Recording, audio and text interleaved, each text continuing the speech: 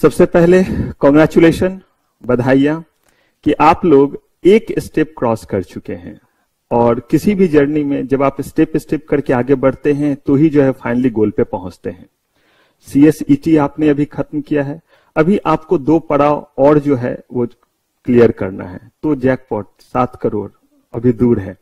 तो एक जो है आपका जो है वो स्टेप खत्म हुआ है CSET, वो नहीं बचता जिसमें KBC में कि अब जो है वो घड़ी टिक टिक वाली जो है क्या हो जाएगी, बंद हो जाएगी। यानी कि अब जो है अभी तक आप सिर्फ और सिर्फ ऑब्जेक्टिव से लड़ाई लड़ रहे थे, यानी MCQ था आपके पास। अब आपको जो है वो थॉरली पढ़ना है और थॉरली पढ़ने के बाद आपको जो है वो नॉलेज गेन करके तो आपको एग्जाम में अपीयर होना है। 2 एस्पेक्ट हैं एग्जाम के यहाँ पे।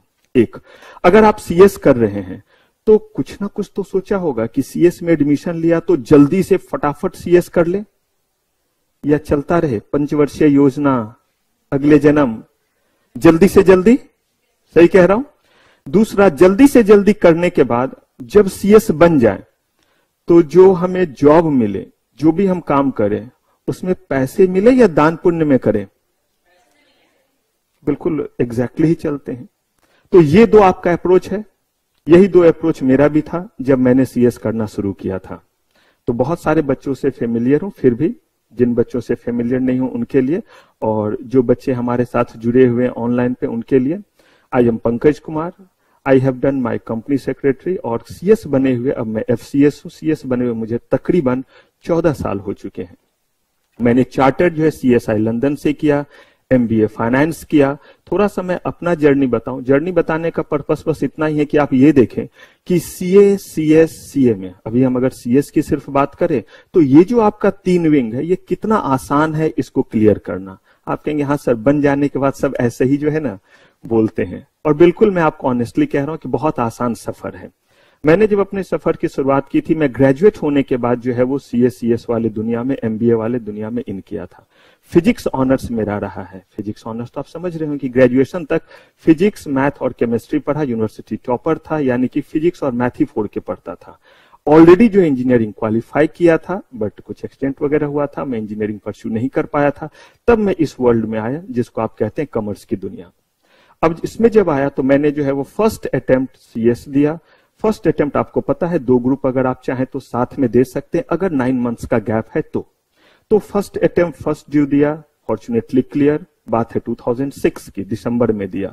इसके बाद मेरा अगला जो एग्जाम हो सकता था प्रोफेशनल का, उसमें फिर 9 मंथ्स का टाइम चाहिए, वो हो सकता था फिर दिसंबर 2007 में। इस बीच में मैं अपना चार्टर्ड कोर्स भी कर रहा था और मैंने अपना ट्रेनिंग भी स्टार्ट कर दिया।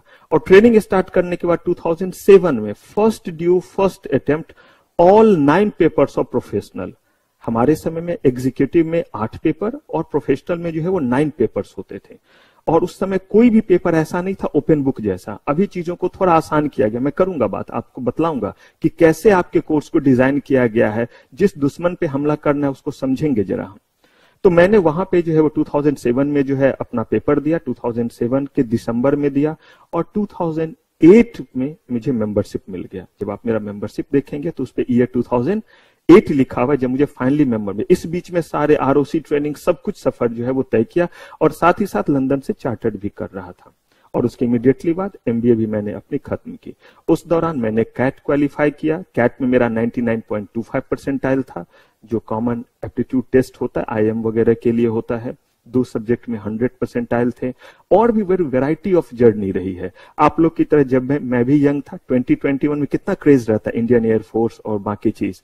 मैंने जो है इंडियन एयरफोर्स ऑलरेडी क्वालिफाई किया, जिसको आप लोग पायलट कहते हैं, उसी को टेक्निकली फ्लाइंग ऑफिसर कहते हैं। क्वालिफाइड फॉर दैट वन, और फ्लाइंग ऑफिसर भी किया। लेकिन इन चीजों को करने के बाद मन में कहीं भी जो है एक सेटिस्फेक्शन नहीं। पहला जो जॉब ज्वाइन किया वो जो है as a vice president legal and finance जो है वो ज्वाइन किया। 80,000 उस समय मिलते थे इन हैंड। ये बात है 2008 की, लास्ट की। उस समय 80,000। वहां भी मजा नहीं आया, तो बड़े सारे PSUs के वैकेंसी निकलते हैं CS के लिए। वो वैकेंसी दिया, एग्जाम दिया, तो वो क्वालिफाई कर गया, तो गैजेटेड ऑफिसर बन गया Bihar hydro electric power corporation में। फिर भी मजा नहीं आ रहा था। मजा इसलिए नहीं आ रहा था क्योंकि एक तरफ मैंने जो है वो MBA फाइनेंस किया, मैंने जो है वो चार्टर्ड लंदन से किया, CS किया, और वहां बैठ करके जो काम होता था मेरा 10 to 15 मिनट्स में जो है वो खत्म हो जाता था। गुड मॉर्निंग नमन, कैसे हैं आप? तो ये जो है वो बेसिकली 15 मिनट में काम खत्म हो जाता था। तो जो भीतर का गुबार रहता था वो निकला नहीं था। और बचपन में हमें जो पढ़ाया गया था ना, बहुत पीट पीट के बड़े जुल्म किए गए थे। पापा ने किया था, किसी और ने, मोहल्ले वाले ने नहीं पीटा था। वो भी जो है क्लास 1 ऑफिसर थे, तो उन्होंने अपना सारा जो है वो खुमार निकाला था। इसीलिए फिजिक्स ऑनर्स में रहा था, क्योंकि पापा यूनिवर्सिटी टॉपर, तो उन्होंने फिजिक्स ही दिलवाया। और फिजिक्स ग्रेजुएशन में किसी के पापा सामने बैठ जाए और उसके बाद कहें कि बेटा जरा लैग्रेंज थ्योरम का डेरिवेशन बनाना, ज्यादा नहीं, सिर्फ 14 पेज का ये डेरिवेशन होता है, 14 पेजेस के। एक तो पापा, ऊपर से 14 पेजेस। अब आप बताइए क्या हो रहा होगा। और उसमें भी अगर गलती हुआ तो पूरे राजकीय सम्मान मिलता था। ये नहीं होता था कि बेटा ठीक से पढ़ो, ऐसे करो, वो नहीं। हमारी ट्रीटमेंट कुछ अलग होती थी। अगर गड़बड़ किया तो क्या मिलता था? राजकीय सम्मान। आगे आप समझ ही रहे होंगे राजकीय सम्मान। हम लोग ना एक दूसरे को जब बस में जाते थे तो कैसे बोलेंगे कि अभी पिटाई खा के आ रहे हैं, और सुबह में हर दिन पिट के ही बस पकड़ते थे। आपके सर इतने नालायक थे, यकीन मानिए पढ़ना छोड़ करके कुछ भी करा लीजिए, कुछ भी करा लीजिए, बस क्या मत करवाइए। मम्मा कहती थी बेटा धूप में गेहूं दिए हुए जरा देखना कबूतर ना खा ले, मस्त। गर्मी के धूप में जो है वो कबूतर से किसको बचा रहे हैं? गेहूं को बचा रहे हैं। कम से कम क्या नहीं करना पड़ रहा है? अब स्कूल सुबह जाना नहीं है तो सुबह में जो है वो लगी पिटाई। अब सोच लीजिए पिटाई लगी है तो चेहरा तो आप समझ ही रहे होंगे कैसा कैसा दिख रहा होगा। ऐसे ऐसे करके पोंछते थे चेहरे को एकदम अच्छे से। क्यों? बस में जो दोस्त है वो क्या करेंगे? चिढ़ाएंगे ना। तो इस बात का थोड़ा ना जो है बुरा लगता था कि पापा से पीटे, ये तो हर दिन का काम था। ये तो यूज टू हो गए थे, जैसे ब्रश करते वैसे आज पिटाई लगेगी अंत में जाते वक्त, क्योंकि स्कूल जाना नहीं है, पेट में दर्द है। तो अब जो है वो पिटाई लगी, लेकिन सामने नहीं दिखाना है किसी को। देखते ना शो ऑफ में, कुछ भी हो गया हो दोस्तों से कुछ नहीं बोलना है, खास करके बुरा वाला चीज नहीं बोलना है। जहां सिंपैथी लेना है वहां तो बोलेंगे। अब वहां पे पहुंचे तो एकदम चेहरा को, अभी तक चेहरा लटका हुआ था। जैसे ही बस में गए एक्टिंग, क्या हुआ? जो अपने दोस्त होते वो तो समझ जाता था कि तुम इतना जो मुस्कुरा रहे हो, क्या गम है जिसको छुपा रहे हो। तो जो अपने वाले दोस्त होते थे वो तो समझ जाते थे कि कहीं ना कहीं क्या है, कोई ना कोई गम है। तो उसे धीरे से बोलते था कि बाकी लोग ना समझे कि आज मेरा क्या हुआ है, राजकीय सम्मान। ताकि जो है वो कहीं जो है वो अगल बगल आवाज भी अगर चला गया तो क्या रहे, सुरक्षित रहे कि भाई पिटाई नहीं लगी, ये बात जो है उन तक कन्वे ना हुआ हो। मेरे कहने का मतलब बस इतना ही है कि इस तरह की जर्नी की शुरुआत की मैंने। अभी मैं पीएचडी भी कर रहा हूं, 12 बुक्स मैंने लिखे हुए हैं। आपके institute of company secretaries of India जो ICSI है, वहां का एकेडमिक एक्सपर्ट भी हूं। साथ ही साथ NIRC में फैकल्टी हूं। आप लोग के विशेष थे, बेस्ट फैकल्टी का अवार्ड वहां पे मिला। मैं यहां पे ये चीज इसलिए आपको ये जर्नी बता रहा हूं कि इन चीजों के बाद मेरे लिए सफर कितना आसान या मुश्किल होगा आप समझिए। मैं साइंस ग्रेजुएट था, लेकिन एक एक अटेम्प्ट में सारा चीज करता चला गया। कुछ तो किया हो। देख लीजिए मैं स्टूडेंट कैसा था, मुक्के से पढ़ने वाला, और आप तो उससे बेहतर स्टूडेंट है, तो आप तो और कमाल कर सकते हैं। बस अंतर क्या होता है? अंतर होता है सिर्फ और सिर्फ एक छोटे से चीज का, और वो छोटा सा चीज हमारा है स्ट्रैटेजी। हम बेसिकली किस तरह का स्ट्रैटेजी बनाते हैं वो सब कुछ को डिफाइन करता है। और पढ़ते कैसे हैं? एक होता है पढ़ना, एक होता है पढ़ देना। अंतर समझते दोनों में? आप जितने भी देर पढ़ें, आप पढ़ रहे हैं क्योंकि अभी आपको क्या करना है, पढ़ना है, क्योंकि करियर भी तो होना चाहिए। मस्ती जो करना है वो आप जानिए, किस तरह का मस्ती आपको पसंद है वो आप कीजिए। लेकिन जब आप पढ़ रहे हैं तो सिर्फ क्या कर रहे हैं? सिर्फ और सिर्फ उस समय जो है वो पढ़ रहे हो। और पढ़ते वक्त साइंटिफिक अप्रोच होना चाहिए। साइंस नहीं होता है साइंटिफिक अप्रोच का मतलब। साइंटिफिक अप्रोच का मतलब हुआ जो पढ़ने जा रहे हैं पता हो क्या पढ़ने जा रहे हैं, किस लिए पढ़ रहे हैं, कितने दिन में पढ़ेंगे, किस तरीके से पढ़ेंगे, पता ही नहीं है। बस जय माता दी, लेट्स रॉक, शुरू कर दिया, कुछ भी कहा नहीं। हमें पता होना चाहिए जिस चीज को हम करने जा रहे हैं उसको हम क्या करेंगे, किस तरीके से जो है वो पूरा करेंगे। तो सबसे पहला चीज, आप लोग जो एग्जाम में देने जाएंगे, जो भी लोग बोथ ग्रुप देंगे न्यू से, उनका पहला एग्जाम जो होगा वो होगा दिसंबर 2023 में।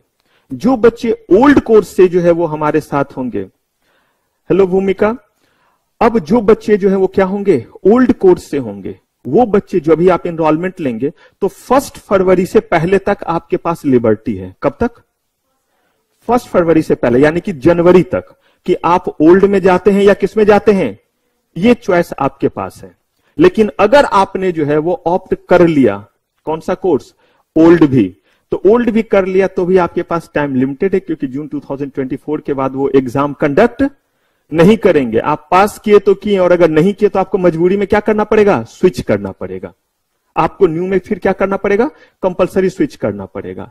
जो बच्चे ऑलरेडी ले चुके हैं, अगर उनको लगा कि अरे वाह ये मैंने क्या किया, ये तो न्यू कोर्स में तो बड़ा मजा आ रहा है, क्योंकि पेपर थोड़े क्या है मैं आपको बताऊंगा। न्यू कोर्स में जो है वो आपके पेपर जो है वो थोड़े कम है। कितने पेपर हैं इसमें? 7 पेपर हैं आपके इस कोर्स में। तो अगर आप यहां देखें तो पेपर कम है। अब इस बात से कोई फर्क नहीं पड़ता कि आपको जो है वो क्या अच्छा लगता है, क्योंकि ये तो आपके ऊपर है। लेकिन एक चीज आपको पता जरूर होना चाहिए, वो ये है कि किस बेसिस पे आप कर रहे हैं, मतलब ओल्ड क्यों या न्यू क्यों, कि किस लिए इस समय हम क्या चुने, ओल्ड ही चुने या न्यू के साथ चले, या ओल्ड से कुछ सफर तय कर ले फिर हम न्यू में शिफ्ट कर जाएं। तो 5 मिनट लगेगा, हमें ये सारा क्लैरिटी जो है वो मिल जाएगा। अगर हम जो है वो ओल्ड से जाते हैं तो हमारे पास देखिए, आप देख पा रहे होंगे एग्जीक्यूटिव मॉड 1 में कितने पेपर हैं, जल्दी जल्दी बोलिए। 4। और मॉड 2 में कितने बच्चे? अब इसमें जो है वो सारे के सारे ये जो पेपर है, इसमें 2 छोड़ करके सारे पेपर क्या है, डिस्क्रिप्टिव है। सारे के सारे डिस्क्रिप्टिव है और 8 पेपर हैं।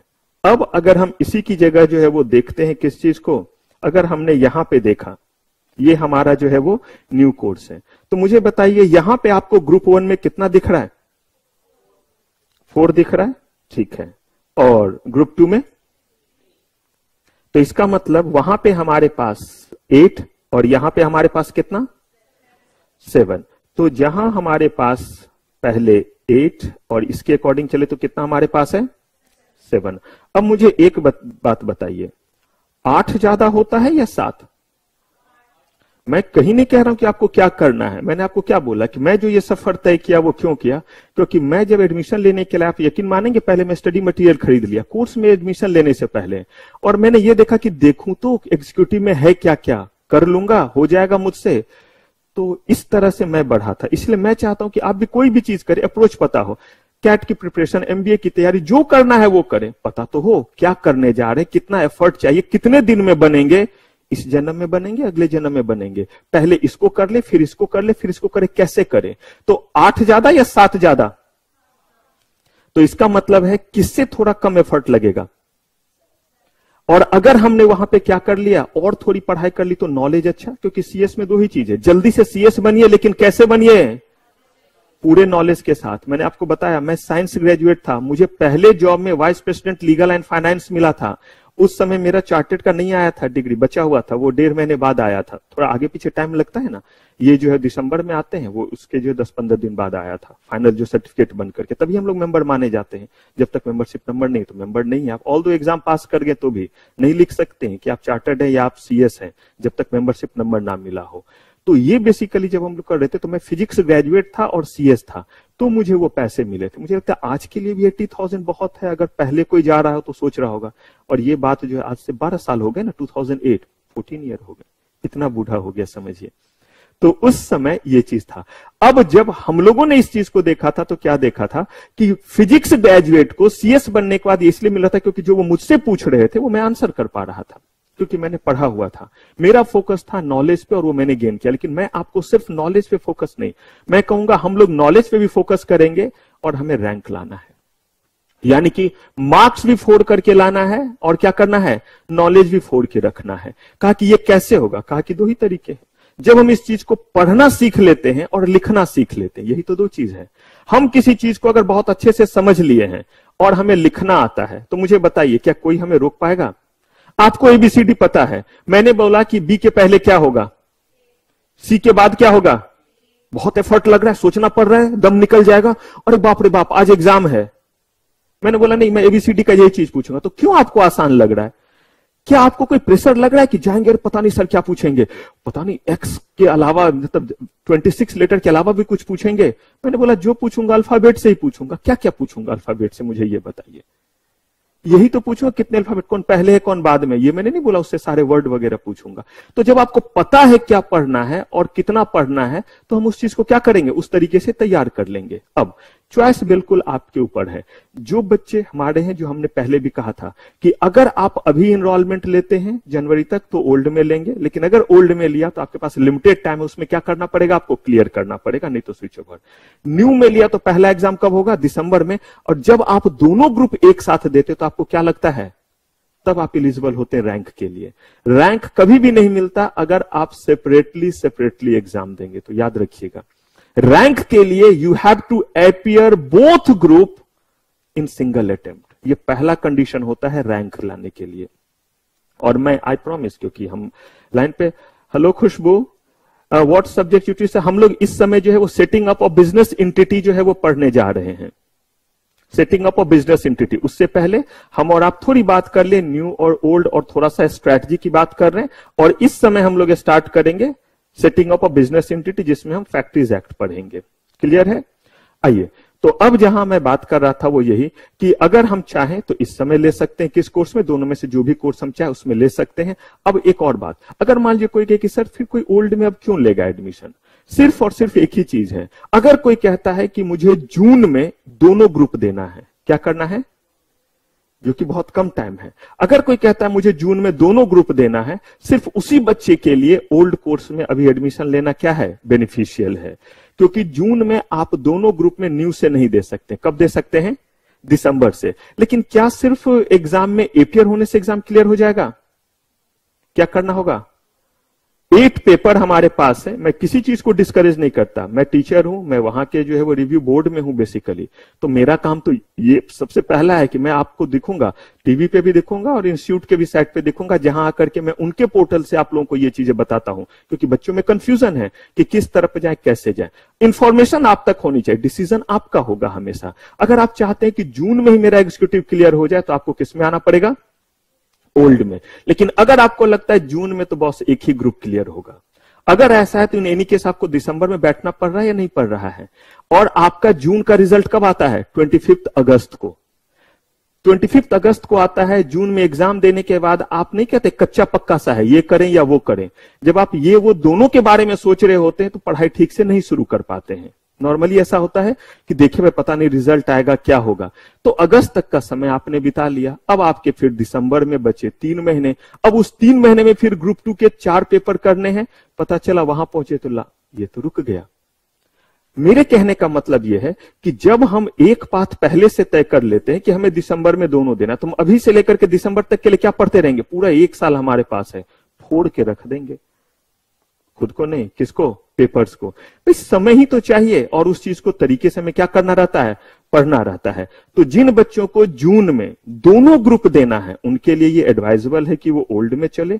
नहीं देना है तो वो किस में चले? न्यू में। मैं जो पढ़ाऊंगा उसमें दोनों आपका क्या होगा? कवर होगा। क्योंकि सिलेबस ही तो हमें पढ़ना है, और सिलेबस दोनों में। बस अंतर क्या है? आप जब न्यू से चलेंगे तो 6 पेपर में आपके 20% क्या है? एमसीक्यू है, और 80% क्या है? डिस्क्रिप्टिव है। या और अगर आप जो है वो ओल्ड से चल रहे हैं तो 2 पेपर छोड़ करके सारे के सारे पेपर आपके क्या हैं? डिस्क्रिप्टिव हैं। ये बेसिकली अंतर है। यानी ओल्ड से अगर मैं आसान शब्दों में कहूं तो सफर थोड़ा क्या है? टफ है। और न्यू से क्या है?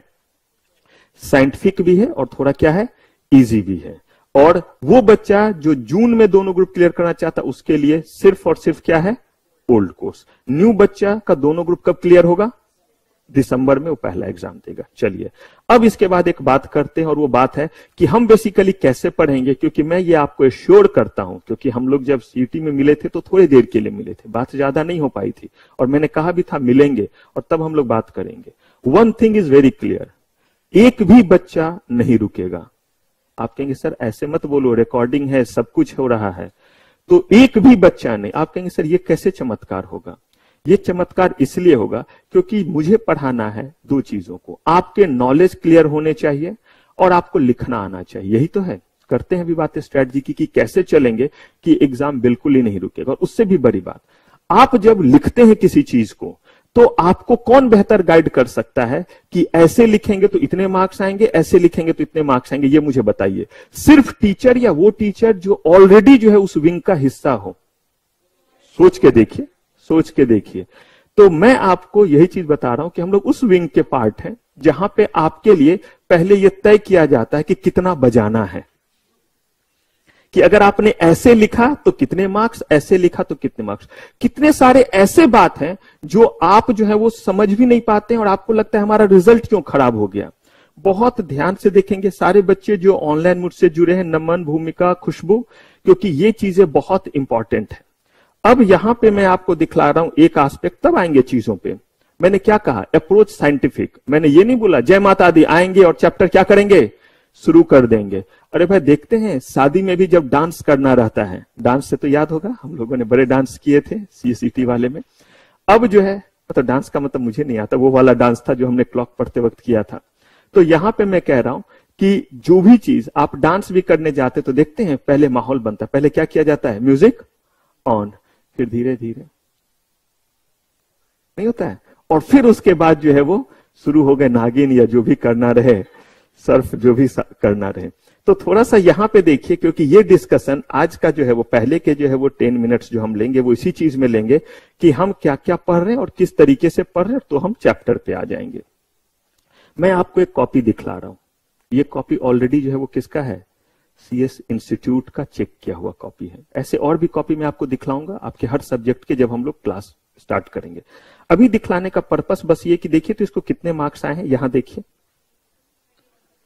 31, देख पा रहे हैं आप, 31 मार्क्स है, ठीक है। अब जरा यहां पे देखिए क्या लिखा हुआ है, और कोई भी बच्चे को अगर ये बात समझ में आ रहा है, आप लोगों को भी, जो बच्चे हमारे साथ हैं, नमन, भूमिका, खुशबू, जरा बताइए ये समझ पा रहे हैं original total marks awarded on answer book कितना है, 31 marks rationalise on account of uniformity और मॉडरेशन 10, और बच्चे को मार्क्स कितना दे दिया, आई ला, वो बच्चा फेल था, 40 में पास होता है एक सब्जेक्ट में, उसके बाकी पेपर अगर आप 2 ग्रुप एक साथ देते हैं, आपको पता है क्या है, आपको एग्रीगेट लाना है 50%। ये फायदा है 2 ग्रुप साथ में देने का। अगर 350 आपको टोटल लाने हैं और हर सब्जेक्ट में कितने लाने हैं, 40-40 करके लाना है, तो मान लीजिए अगर आपके जो है वो 3 सब्जेक्ट में 40-40 है तो 120 ही हुआ, 150 नहीं हुआ। लेकिन अगर आपके बाकी पेपर ने उसको 30 दे दिया तो आप क्या माने जाएंगे। तो मुझे बताइए जब ज्यादा पेपर रहेगा तो सेटअप आसान होगा या नहीं होगा, क्योंकि इसमें नहीं तो उसमें थोड़े क्या होंगे, ज्यादा आ जाएंगे और चीज क्या हो जाती है, आसान। मुझे जल्दी बताइए यहां पे क्या ये चीज कुछ समझ में आया। नमन, भूमिका, आपसे भी चाहिए भाई पार्टिसिपेशन। कुछ समझ में आ रहा है। आज तक तो सुना था कि मार्क्स कटते हैं, ये क्या हो रहा है, बढ़ रहे हैं। इसका मतलब कोई पुण्य कर्म किए थे हमने, तो ये क्या चमत्कार है। ये कॉपी तो आपका ही है। अब बताइए मुझे, ये पता होगा और ये सब चीज तो हम जो है वो ज्यादा अच्छा लिख पाएंगे या नहीं। बताता हूं, ये सारे के पीछे जो है वो बहुत बड़ा जो है वो लॉजिक है, और ये आप तक सिर्फ वो पहुंचा सकते हैं जो क्या है, उसके क्या है, पार्ट है। वरना आपके सामने रख तो दिया कॉपी, अब इससे ज्यादा क्या रखूं, अब तो अपना किडनी और हार्ट ही निकालना बचा है। ये तो दिखला ही रहा हूं आपको कि ये यहाँ पे जो है ये कॉपी ही तो है, इंस्टीट्यूट का लेबल सब कुछ लगा हुआ है, एज इट इज आप तक दिखलाया। और देखिए यहां पे जब इस आंसर को लिखा गया तो आप जरा देखेंगे, ये देखिए इतना लंबा लिखने के बाद कितने मार्क्स आए हैं, 2। और आप देखेंगे ऐसे करके पूरा पौवा भर दिया इसने। ये देखिए ये यहां से जो है वो क्या कर रहा है, लिख रहा है, और बढ़ा जा रहा है, बढ़ा जा रहा है, और कहां तक गया और कितना पाया। और मैं आपको बताऊं, अगर जो है आप 5 लाइन इसमें लिख लेंगे तो 3 आएंगे। अगर आपने 6 लाइन कर दिया और वो कौन से रहेंगे तो 4 आएंगे। अब आप बोलोगे सर ये कैसे होगा, यही तो होगा, यही कराने तो मैं आया हूं। तभी तो मैंने बोला कि ऐसा बिल्कुल, क्योंकि हम क्या है बहुत चीज पढ़े रहते हैं, लेकिन लिखना क्या है, करना क्या है नहीं समझते। किसने बोला कितना लिए, तो भाई सीट पे सीट लेकर के क्या कर रहे हैं, सीट पे सीट लेकर के भरे जा रहे हैं। ऐसा ही होता है एग्जाम में। और दूसरा बंदा सीट पे सीट लेकर के जो भर रहा होता है वो हमें किसमें डाल देता है, कम वक्त हमें टेंशन में डाल देता है। कोई बंदे ने तो जो है वो क्या मचा दी, हद मचा दी है, नहीं गदर मचा दी, नहीं कहता है अकेला ही गदर मचा देगा, तो उसने तो अकेला ही क्या कर दिया, गदर मचा दिया, बाकियों को जो है पीछे ठेल दिया। अब आप और देखिए जरा, यहां पे देखिए सब में टिक लगा हुआ। अब मुझे बताइए तो जरा इसमें कितने लाइन लिखे हुए, आप देख लीजिए, आपके सामने ही दिख रहा हूं ना। और कितने मार्क्स मिले, वहां पे 1.5-2 पेज लिखा है, यहां पे 3 लिखा है। इंस्टीट्यूट का कोई ईमान धर्म है या इंस्टीट्यूट मेहमान हो गया है।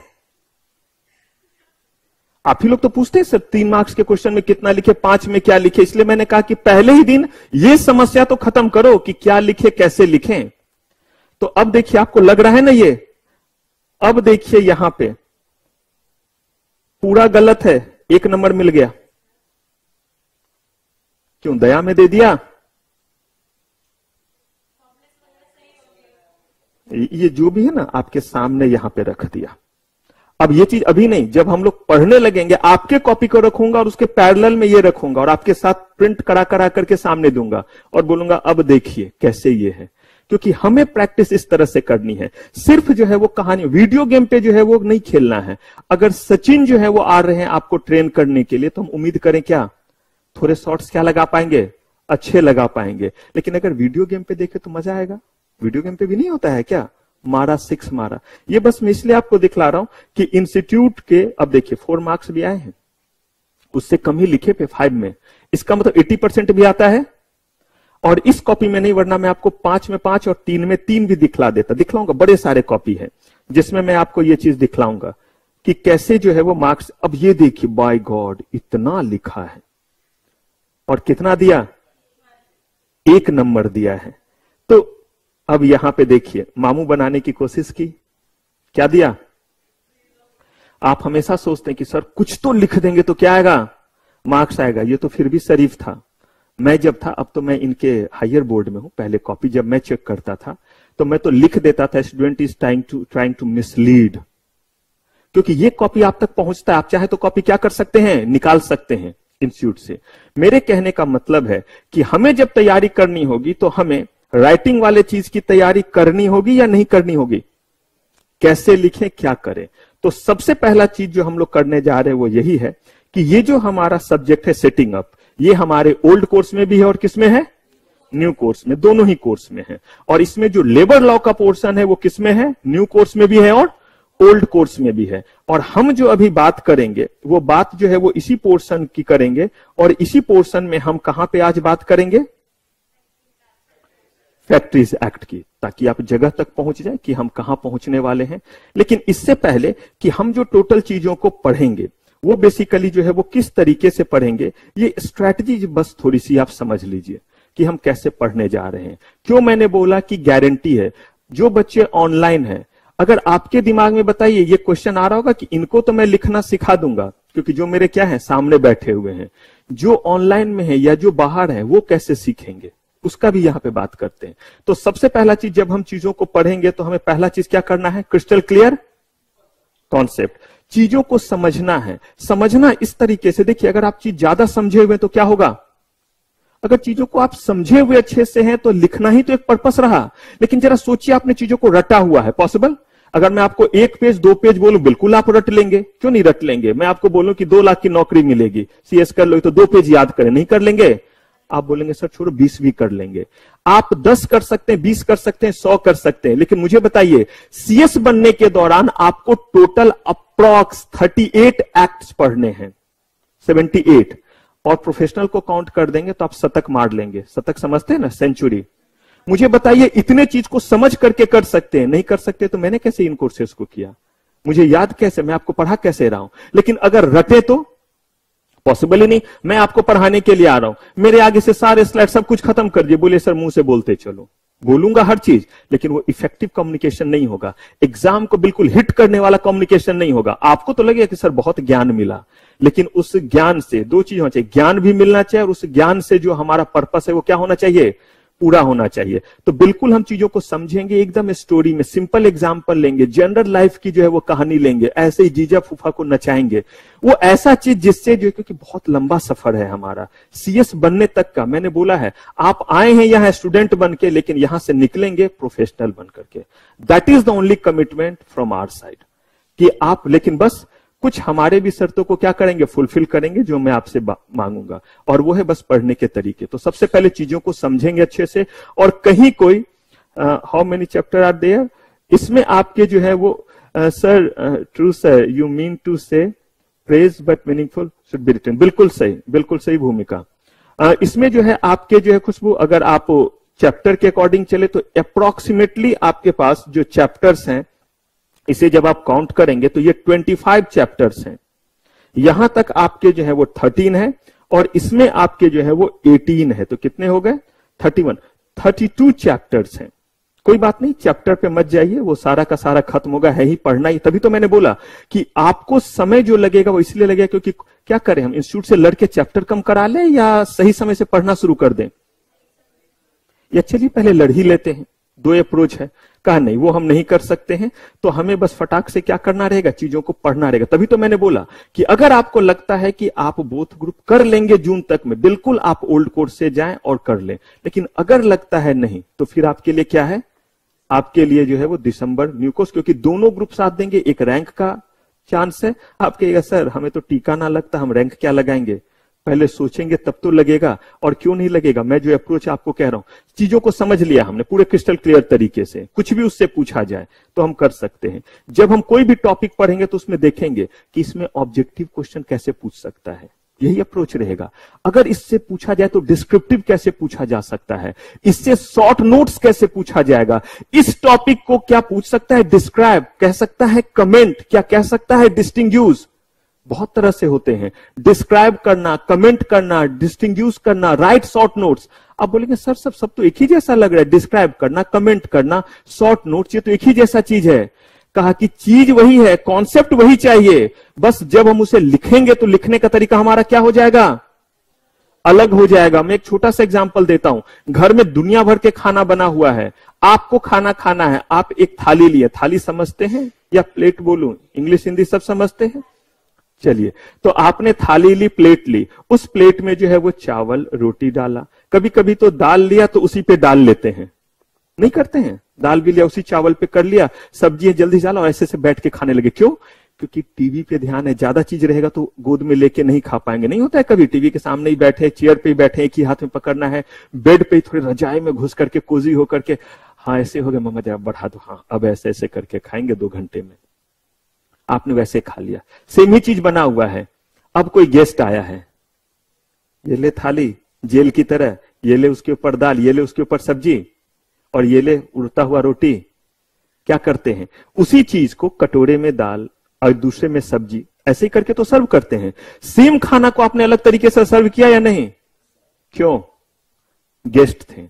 अगर उसमें भी डिपेंड करता है कैसे वाले गेस्ट हैं, तो देखिए उस पे भी तो है, जीजा जी हैं, फूफा जी हैं, कौन से वाले हैं, या बगल के पड़ोसी आए हैं, शर्मा जी वर्मा जी आए हुए हैं, या कौन है, दीदी के ससुराल से कोई आए हैं, बहुत सारी बात होती है।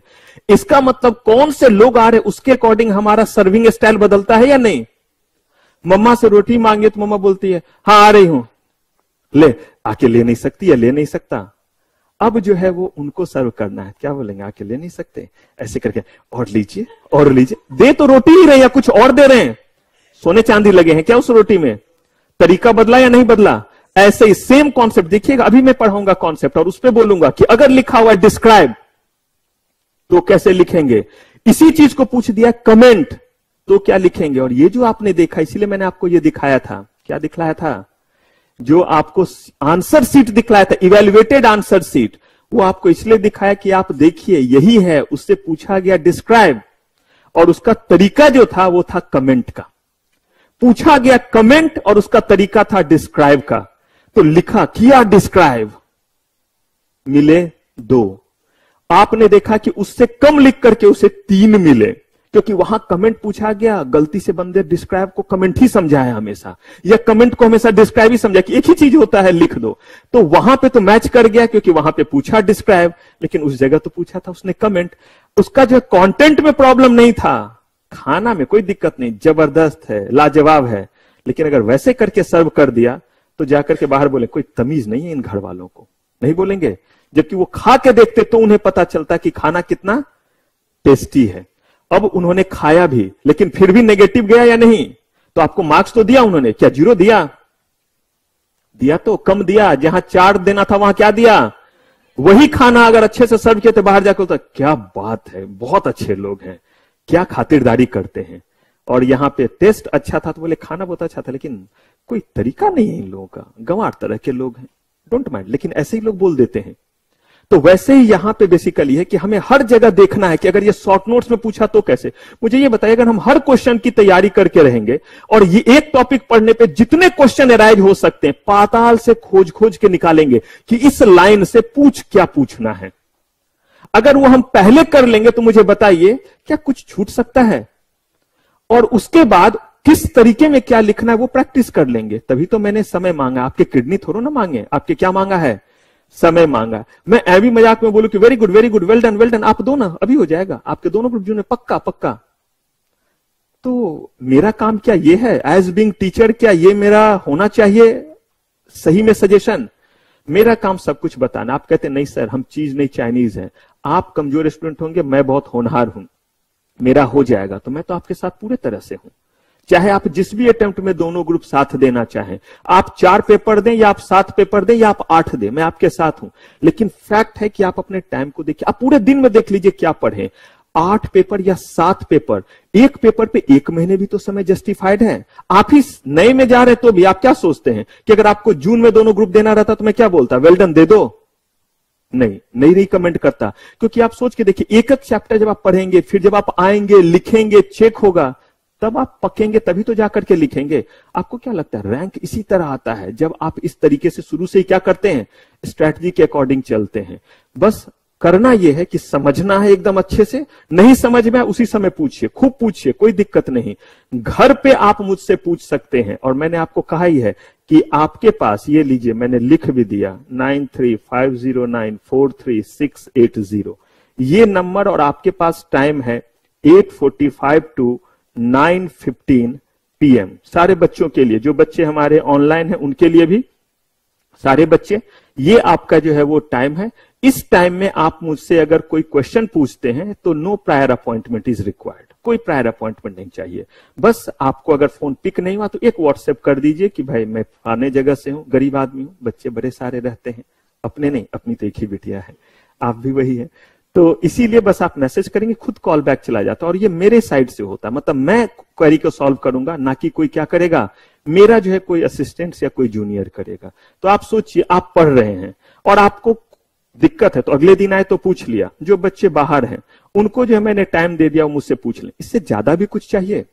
लिखने वाली बात, जब आप लिखेंगे, हर दिन मैं आपको लिखने के लिए दूंगा, उसको आप लिखेंगे, मुझे दिखलाएंगे। जब आप दिखलाएंगे तो मैं बोलूंगा कि अब थोड़ा आप इंप्रूव कर रहे हैं, अभी थोड़ा सा ये है, यहां ऐसे करो। और जो बच्चे ऑनलाइन हैं, आप व्हाट्सएप से भेजेंगे और आपके साथ गूगल मीट पे हमारी मुलाकात होगी, जहां पे मैं मार्क कर करके आपको दिखाऊंगा।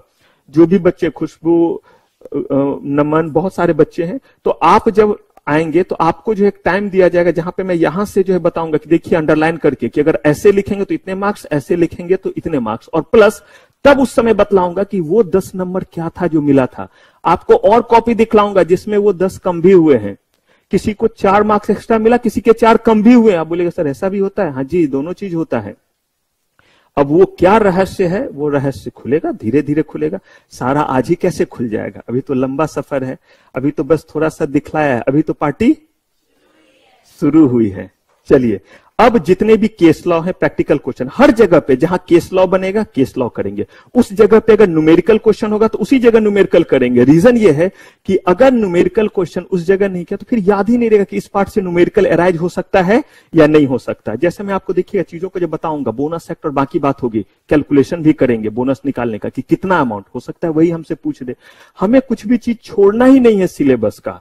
अगर हम कुछ छोड़ेंगे नहीं तो मुझे एक चीज बताइए, आप जो सुनते हैं कभी आउट ऑफ द सिलेबस, आपको पता है आज तक ऐसा कभी भी नहीं हुआ इतिहास में? आउट ऑफ सिलेबस दुनिया के किसी भी एग्जाम में क्वेश्चन नहीं पूछा गया है। फिर आपके सर हमने तो बहुत बार सुना है, आपने पढ़ा इत्तू सा है, आपका सिलेबस कितना हो गया? अब आपने जब इतना ही पढ़ा तो आप अगर इसके बाहर कुछ भी पूछा तो आउट ऑफ द सिलेबस हुआ या नहीं?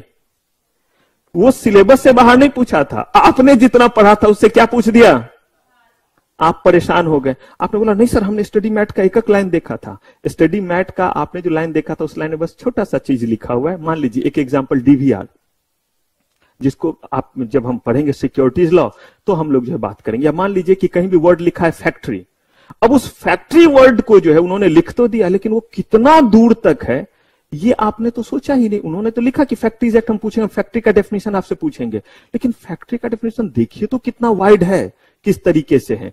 कहने का मतलब जितना भी रहेगा वो सारा चीज को क्या करना रहेगा, हमें कवर करना रहेगा। राइटिंग स्किल डेवलप करेंगे, उसमें लिखने की हम प्रैक्टिस करेंगे। आपको जो क्लास नोट्स में कहता हूं इसी चीज को, जो पीपीटी यहां दिखेगा उसको जिसको जिसको मैं लिखने बोलूंगा लिखेंगे। और इसके अलावा आपको क्या दिया जाएगा, बुक दिया जाएगा, इस दोनों से बाहर कुछ नहीं रहेगा।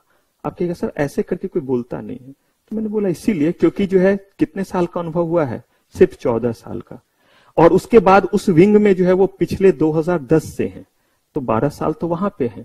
इसीलिए कह रहा हूं कि कुछ भी बाहर नहीं रहता। आप देखते हैं कोई भी जो है वो आईआईटी या कुछ करता है, वो पहले से कॉन्फिडेंट रहता है इंस्टीट्यूट कि हमारे इतने जो है वो रैंक लगेंगे। तो इसलिए मैंने बोला बस मुझे 10 क्लास तो लेने दीजिए, मैं बता दूंगा कि कौन कौन हमारे जो है वो रैंक के रेस में हैं और किस तरह से कर रहे हैं। जो नहीं है उनको बोला जाए कि भाई आप थोड़ा ऐसे कीजिए तब जाकर के ये चीज होगी।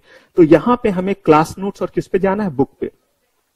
जितने भी प्रीवियस ईयर क्वेश्चन है जो अवेलेबल होंगे मिलते जुलते, हमारा पहला रहेगा तो मिलते जुलते होंगे, अगर हम ओल्ड कोड से रहेंगे तो पहले के होंगे, वो सारे क्वेश्चंस करेंगे, प्लस और भी जो हम क्वेश्चंस निकाल सकते हैं और एन नंबर ऑफ टेस्ट। उससे क्या होगा, उससे जो है हमारा फियर ही खत्म हो जाएगा।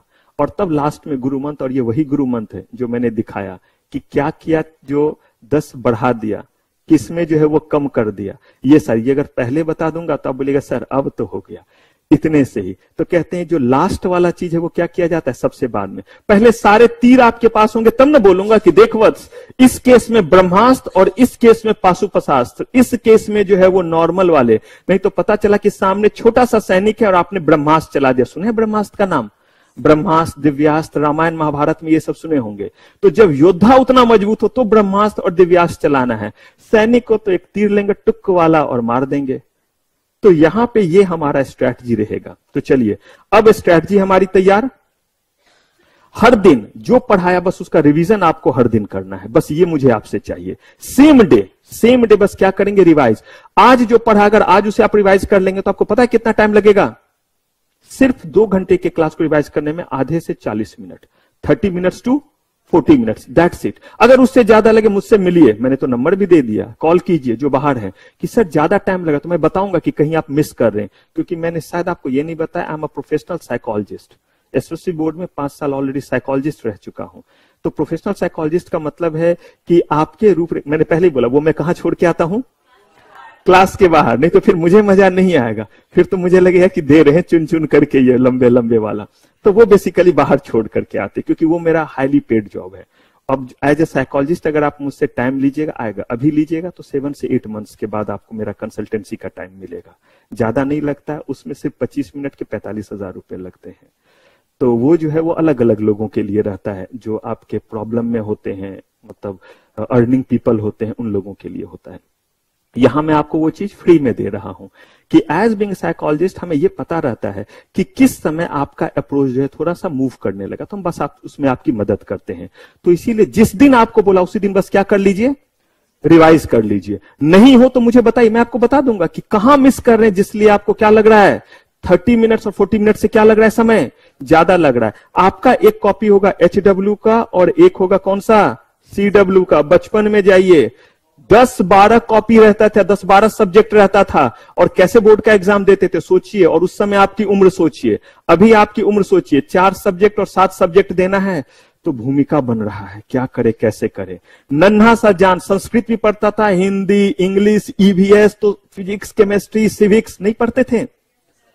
वो अप्रोच सोचिए, वो अप्रोच सबसे बेहतर था, तभी तो उसको हम क्या कर पाते थे, कवर कर पाते थे। अब हमारा एक CW, HW जो भी आप क्लास में करेंगे वो क्लास वाले कॉपी में, और घर में रफ भी करना है। ऐसे किसी चीज को आप लिख रहे हैं, आज सर ने बताया फैक्ट्री के बारे में, तो फैक्ट्री इज दिस, यहाँ पे 2 जन्म है, यहाँ 10, यहाँ 20, ऐसे भी कीजिए। तो किस कॉपी में, होमवर्क वाले घर वाले कॉपी में कीजिए, और वहां पे डेट दे करके कीजिए, ताकि आपको पता रहे कि आपने कितना एफर्ट लगाया, आज आपने क्या पढ़ा, कैसे चीजों को क्या किया है, रिवाइज किया है। हर दिन ज्यादा नहीं, सिर्फ आधा पेज लिखिए, ज्यादा नहीं, लेकिन अपनी दुख भरी और सुख भरी कहानी नहीं।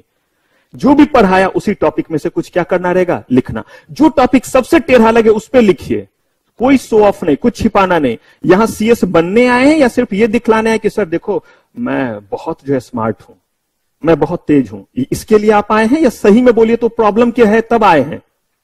आपको पढ़ना है मुझसे तभी आप आए हैं ना। तो अगर आपके पास प्रॉब्लम है वो मुझे बताएंगे तो मैं ज्यादा मदद कर पाऊंगा, या आप छिपाएंगे तो मदद कर पाऊंगा?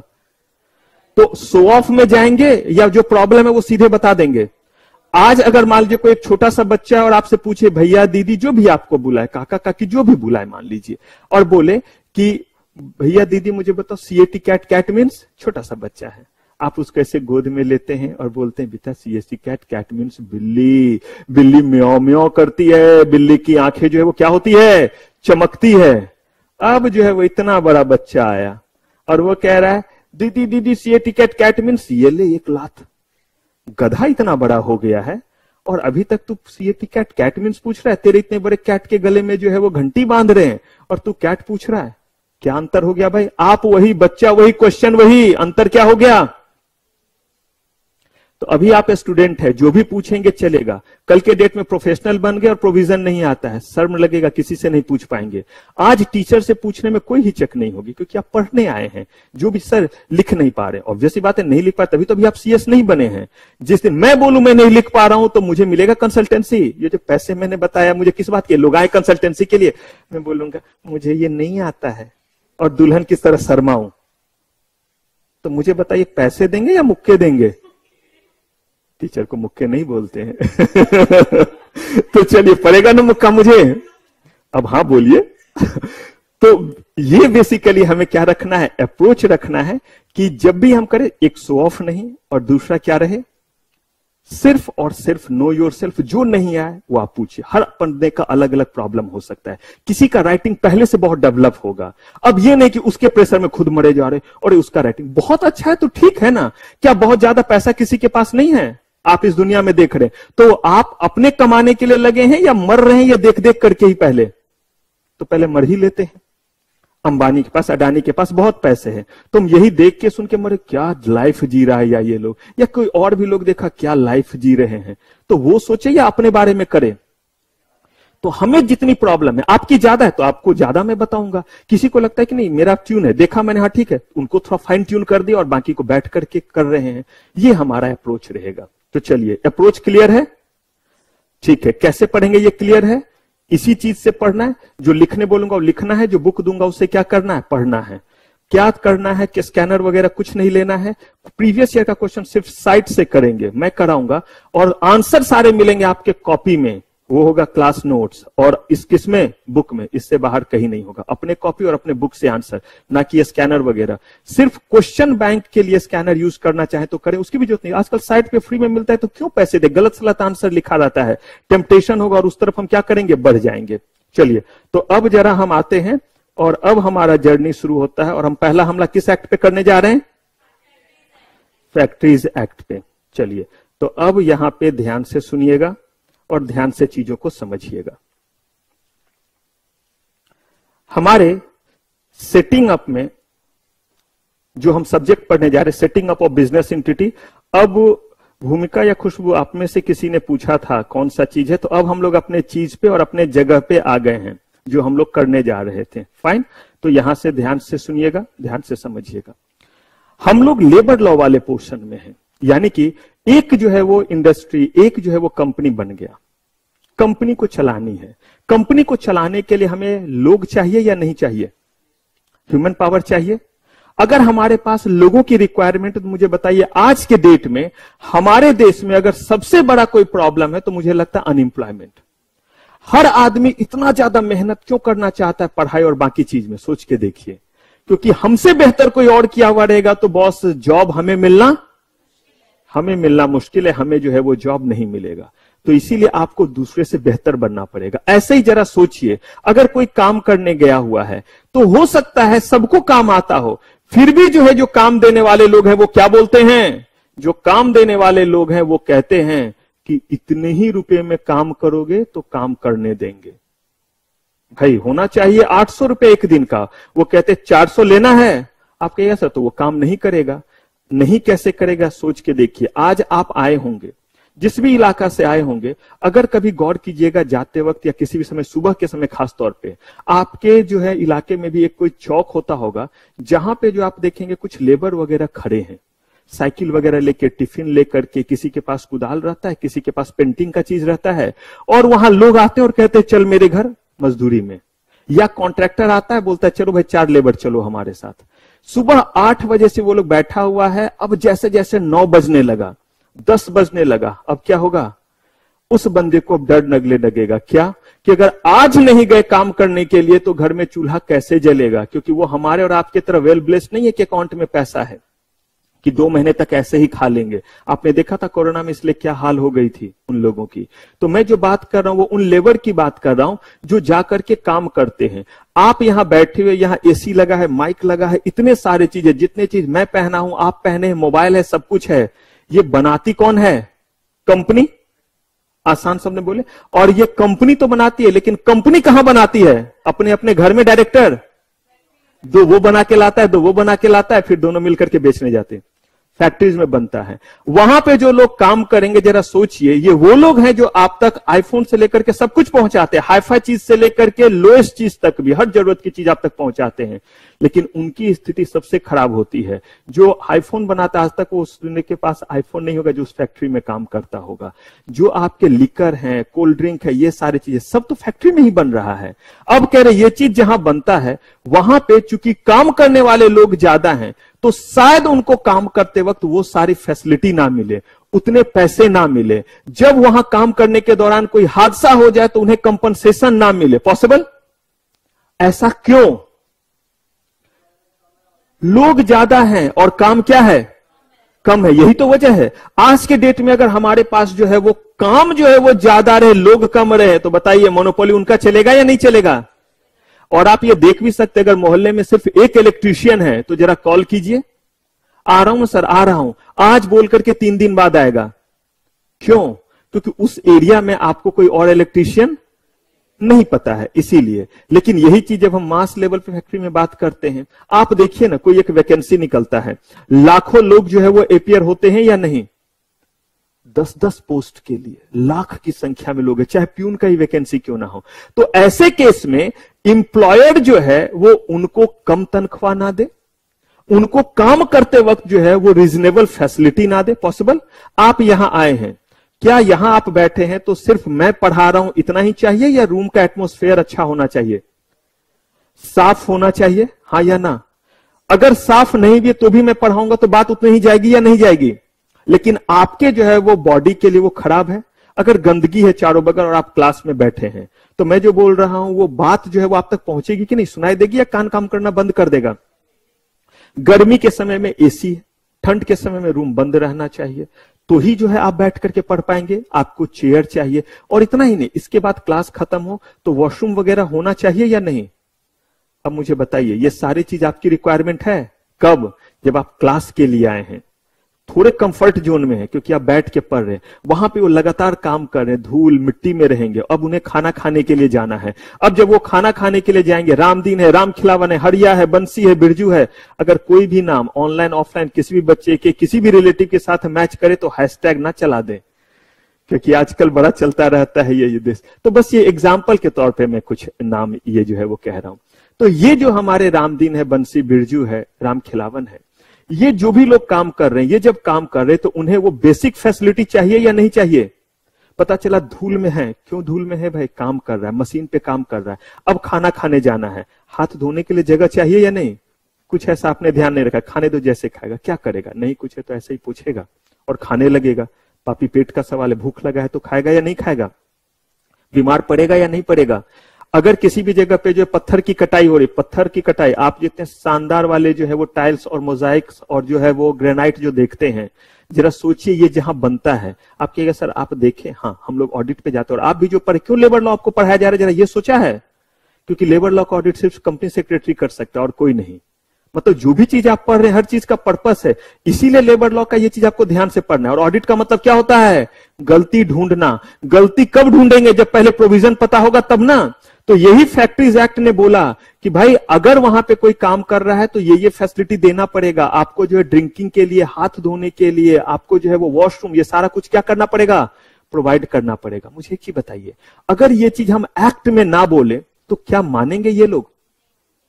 वो क्यों सोचेंगे कि लेबर आएगा तो उसको जो बड़े अच्छे से पानी देंगे, तो उसके लिए जो है वो कैंटीन रहेगा, रेस्ट रूम तक की व्यवस्था है। अगर फीमेल वहां काम कर रही है तो उनके लिए अलग तरह का अरेंजमेंट है। उनका छोटा बच्चा साथ में है तो वो बच्चा कहां रहेगा, इसके लिए आप कहिए सर इतनी भी बात होती है? जरा सोचिए, हमारा कॉन्स्टिट्यूशन बहुत ब्यूटीफुल है। पढ़ाऊंगा कॉन्स्टिट्यूशन ऑफ इंडिया, वो भी गलती से मैं ही पढ़ाऊंगा। GIGL में वो सब्जेक्ट पढ़ाऊंगा, कॉन्स्टिट्यूशन ऑफ इंडिया, 1-2 चैप्टर के बाद वो आएगा। तो उसमें आपको बताऊंगा कि कॉन्स्टिट्यूशन में ये सारी बात लिखी हुई, इसीलिए इतने सारे नियम कानून क्या करने पड़ रहे हैं, हमें बनाना पड़ रहा है। तो अब कहा गया कि अगर हम चाहते हैं उनको ये फैसिलिटी दे, तो सबसे पहले तो कानून बनाओ कि अगर ये फैसिलिटी नहीं दिया तो ये कॉन्ट्रावेंशन माना जाएगा। कॉन्ट्रावेंशन का मतलब क्या, there is some act, there is some rule already made, और अगर उसको नहीं माना तो कॉन्ट्रावेंशन। मुझे एक चीज बताइए, कोई रास्ते में चल रहा है और किसी ने किसी को चाकू मार दिया, अगर चाकू मार दिया तो उसे सजा मिलेगी या नहीं? क्यों मिलेगी? यही, चाकू मार दिया सजा मिलेगी। तो इसके लिए जो है वो कहां लिखा हुआ है, तो कहा गया इंडियन पीनल कोड में लिखा हुआ है कि किसी को चाकू से शार्प वेपन से मारना ऑफेंस है और उसके लिए इतने दिन की सजा है जुर्म साबित होने पे, इसीलिए मिलेगा। मैंने एक बार एग्जांपल भी आपको दिया था, लॉ में जो है पहले एक कौन सा इंसिडेंट था, दिल्ली में ही हुआ था, निर्भया, उसमें जो है एक 13 ईयर का बच्चा था, उसको सिर्फ 3 साल की जेल मिली, बाकी को फांसी की सजा हुई। क्यों? उसे सिर्फ 3 साल, जेल भी नहीं हुआ था, बाल सुधार गृह में भेजा गया था। क्यों? क्योंकि आपके लॉ में सारे जज कह रहे हैं वी आर हेल्पलेस। क्यों हेल्पलेस? लॉ में नहीं लिखा हुआ है इससे ज्यादा का, लिखा हुआ कितना भी बड़ा क्राइम करे तो उसको ज्यादा से ज्यादा 3 साल के लिए बाल सुधार गृह में क्या कर सकते हैं, उससे ज्यादा का सजा नहीं दे सकते हैं। अब लॉ को क्या किया गया, फिर अमेंड किया गया, लेकिन उस समय तो नहीं था ये प्रोविजन। तो ठीक वैसे ही यहां पे अगर लॉ ही नहीं बना हुआ रहेगा तो मुझे बताइए कौन इंप्लॉयर जो है वो देने वाला है अपने इंप्लॉय को इतनी सारी फैसिलिटी कि वहां पे साफ सुथरा जगह रहे, कितने घंटे काम लेना हो, पता चला दिन रात खटाए हुए हो, चल करेगा कैसे नहीं और काम करके जा। लेकिन यही अगर बना हुआ, आपके सर इसके बावजूद भी तो करा लेते हैं। मुझे एक चीज बताइए, लॉ बना हुआ फिर भी किसी को कोई चाकू मार रहा है या नहीं, गोली मार रहा है या नहीं, तो क्या करे, हटा दे इंडियन पिनल कोड, उसको इंप्लीमेंट ठीक से करे, यही अप्रोच होना चाहिए। ठीक वैसे ही कानून तो बना हुआ है आपके, लेकिन कानून बना इसलिए थोड़ा क्या हो रहा है, कम हो रहा है, क्योंकि इसी के ऑडिट पे लोग एकाएक पहुंचेंगे। इसी में हम देखेंगे फैक्ट्री के इंस्पेक्टर होते हैं अलग, वो पहुंचेगा और एकाएक देखेगा क्या कंडीशन है। काम कर रहा है बंदा, फर्श पे पानी गिरा हुआ है, सर पे जो है वो सामान ढो करके जा रहा है, पीठ पे सामान लेकर के जा रहा है, जाएगा गिर जाएगा, पैर टूट गया, कोई भी चीज हो गया, वहां पे सफाई होनी चाहिए या नहीं। बगल से नाला केमिकल वगैरह भी बह रहा है, जहां केमिकल वगैरह का काम होता है वहां से छोटा सा नाला निकाल देते, जरा सोचिए लगातार उसमें वो रह रहा है, वो वैसे नहीं होकर के वो ढका होना चाहिए। ये बात कहीं लिखा हो तब ना। लिफ्ट वगैरह में हर दिन सुनते हादसा हो गया कंस्ट्रक्शन साइट पे, तो उसका रूल है कितने दिन पे व्हाइट वॉश होना चाहिए। अगर ये सब लिखा हुआ है, सारे रजिस्टर मेंटेन करने, आपको सारे प्रूफ देना है, तो चांसेस है ना कि सारा चीज फुलफिल होगा। अगर हमने बना दिया मिनिमम वेजेज एक्ट, तो अगर उससे कोई कम दे रहा है तो ऑफेंस होगा या नहीं। तो यही लेबर लॉ में आपको जो है वो तकरीबन 18 एक्ट्स पढ़ने, 18 to 20 एक्ट्स पढ़ने हैं, जिसमें सबसे बड़ा और सबसे जो है वो कहिए जो इंपॉर्टेंट है वो फैक्ट्रीज एक्ट, क्योंकि इसी से बेस होकर के बहुत कुछ निकलेगा। तो फैक्ट्रीज एक्ट जो हम लोग अभी पढ़ने जा रहे हैं, क्या हम लोग लेबर लॉ में सिर्फ इसी एक्ट को पढ़ेंगे? हम फैक्ट्रीज एक्ट पढ़ेंगे, मिनिमम वेजेज एक्ट पढ़ेंगे, पेमेंट ऑफ एक्ट पढ़ेंगे। अब देखिए, आपको इतने पैसे मिले, ये लिखा हुआ है पेमेंट ऑफ वेजेज एक्ट में, लेकिन आपको मिनिमम वेजेज एक्ट में, लेकिन कब मिले? पूरे महीने बीत गए, आप पैसे के लिए गए, उतना ही मिल रहा है। उन्होंने बोला था, मिनिमम वेजेज एक्ट ने बोला है कि हर दिन का या पूरे महीने का 10,000 इनको कम से कम मिलना चाहिए। उस एक्ट ने बोला तो 10,000 आपको मिलेगा, लेकिन उस एक्ट ने ये नहीं बोला। और याद रखिएगा, एक चीज दूसरे से लिंक्ड रहता है। आज ही जब हम बात करेंगे जीआईजीएल में किसी जगह, तो देखिएगा इसका जिक्र आएगा थोड़ा सा। तो हमेशा चीजों को सुनिएगा पूरा का पूरा, जब भी इन चीजों को बोल रहा हूं, क्योंकि यही चीज बेस होता है। उसके बाद तो प्रोविजन होते हैं जो हम समझते जाते हैं, बढ़ते चले जाते हैं, लेकिन ये फाउंडिंग कुछ चीज है, इसको बहुत ध्यान से सुनना और समझना रहता है। तो अगर मैंने यहां पे कहा कि मान लीजिए कि फैक्ट्री है और उस फैक्ट्री का कोई भी हमने प्रोविजन बना दिया, हमने कहा कि इतने पैसे मिलेंगे, कह दिया किसने? मिनिमम वेजेज एक्ट ने, 10,000 मिलना है। लेने के लिए जब गया कि 2, अब तो कह रहे देंगे 2 महीने बाद देंगे। जा, ये क्या हुआ? क्या 2 महीने बाद मिलेगा तो काम चलेगा? सोचिए, महीने भर काम किया, पैसे देंगे तभी तो क्या करेंगे, घर सामान ले जाएंगे। लेकिन उसने बोला हम कब देंगे?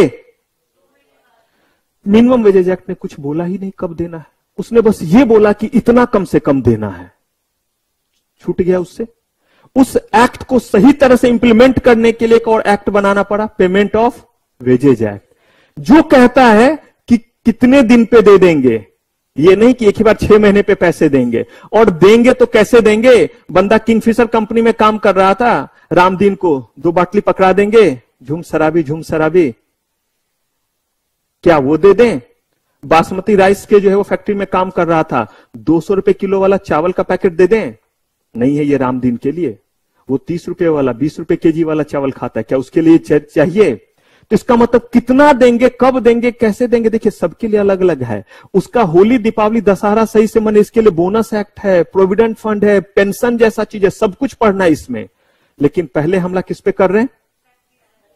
फैक्ट्रीज एक्ट पे। तो फैक्ट्रीज एक्ट जब मैं बोल रहा हूं तो इसका मतलब सबसे पहला वर्ड जो है ये आया क्या?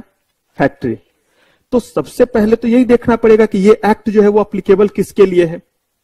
जल्दी बताइए, यहां पहले लाइन को सिर्फ पढ़िए, this act is applicable to all factories. अब हो सकता है ऑब्जेक्टिव में पूछ दे या किसी जगह हमें लिखना पड़ जाए, तो पहला एस्पेक्ट तो यही हुआ कि ये एक्ट किस पे अप्लीकेबल है। अब इससे तो काम नहीं चलेगा। अब अगला चीज हमारा हुआ कि हमें समझना पड़ेगा कि फैक्ट्रीज किसको कहते हैं। अगर कोई चीज फैक्ट्री के ही दायरे में नहीं आएगा तो क्या उसके ऊपर जो है ये एक्ट अप्लीकेबल होगा? इस एक्ट में हमने जो प्रोविजन दिया है कि ये सुविधा दो, ये दो, ये दो, ये दो, इतने से इतने देर का, ज्यादा देर का काम नहीं कराना है, इतने लोगों पे इतना एक रेस्ट रूम देना है, वुमेन वर्कर इतने हैं तो उनके लिए इंतजाम इस तरह का करना है, ये तब ना जब वो किस दायरे में आएगा। बाकी एक्ट में इमोशनल ज्यादा नहीं होना है, लेकिन जब मैं लेबर लॉज आपको पढ़ा रहा हूं तो उसमें थोड़ा क्या होंगे, मतलब ये नहीं सर रोडो के पढ़ाओगे, नहीं। इमोशनल का मतलब है कि जहां थोड़ा सा कंफ्यूजन आए, डिसीजन लेना रहे, तो थोड़ा सा देखेंगे कि लेबर के लिए क्या अच्छा है। रामदीन, राम खिलावन, बंसी, बिरजू, हड़िया, इनके लिए क्या अच्छा है, इंक्लूडिंग राम दुलारी भी। तो उनके लिए जो है वो क्या अच्छा है, ये बेसिकली हमें क्या करना रहेगा, ध्यान रख। ये जब आप ध्यान रखेंगे तो किसी जगह अगर कंफ्यूजन होगा तो आपको खुद पता चल जाएगा कि ये ऑप्ट करें या ये ऑप्ट करें। ये मतलब है मेरे इमोशन का। बाकी जगह तो लॉ में जो बोला हुआ है वो बोला हुआ है, वो हमें मानना है। तो अब कहा ऑल फैक्ट्रीज, इसका मतलब अगर कोई चीज फैक्ट्री के दायरे में नहीं आया है तो वहां पे इन सारे प्रोविजन से कोई लेना देना नहीं, हाँ या ना। इसका मतलब सबसे जरूरी चीज तो हो गया कि पहले ये तो देखो कि किस जगह को ये फैक्ट्री कह रहे हैं। तो मुझे बताइए, जो लॉ मेकर होंगे, जिन्होंने इस लॉ को बनाया होगा, उनका पर्पस क्या था, लेबर को प्रोटेक्ट करना। इंटेंशन बहुत इंपॉर्टेंट है किसी भी एक्ट को समझने के लिए। देखिएगा आज ही आपको जब पढ़ाऊंगा इंटरप्रिटेशन ऑफ स्टैट्यूट, दूसरे में जीआईजीएल में है, जब हम लोग आज पढ़ेंगे तो बताऊंगा इंटेंशन कितनी बड़ी चीज है। ये बनाया गया इस इंटेंशन से कि लेबर को क्या कर सके, हम प्रोटेक्ट कर सकें। कहा ठीक है, लेबर को प्रोटेक्ट करने के लिए तो ज्यादा से ज्यादा चीज को अगर फैक्ट्री के दायरे में डाल दें तो वो अच्छा है, या कम चीजों को फैक्ट्री के दायरे में रखें।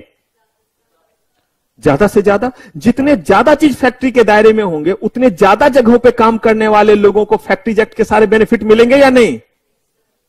तो इंटेंशन तो समझ में आ रहा है कि ज्यादा से ज्यादा चीज को किस दायरे में रखें।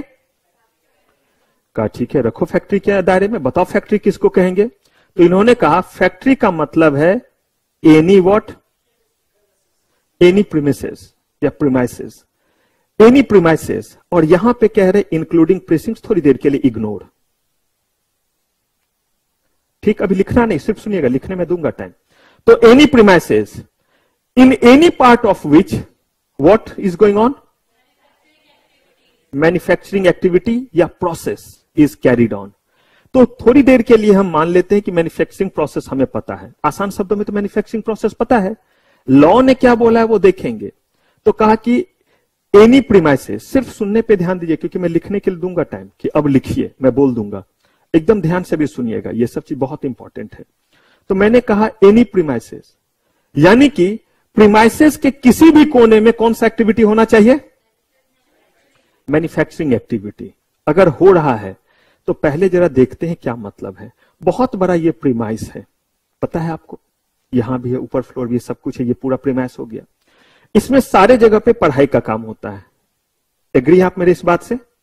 अब मान लीजिए कि एक छोटे से उस वाले रूम में या उधर वाले रूम में रोहित सर जो है वो कुछ जो है वो अपना मैन्युफैक्चरिंग कर रहे हैं, और इधर जो है वो वरुण सर जो है वो अपना मैन्युफैक्चरिंग में कुछ लगे हुए।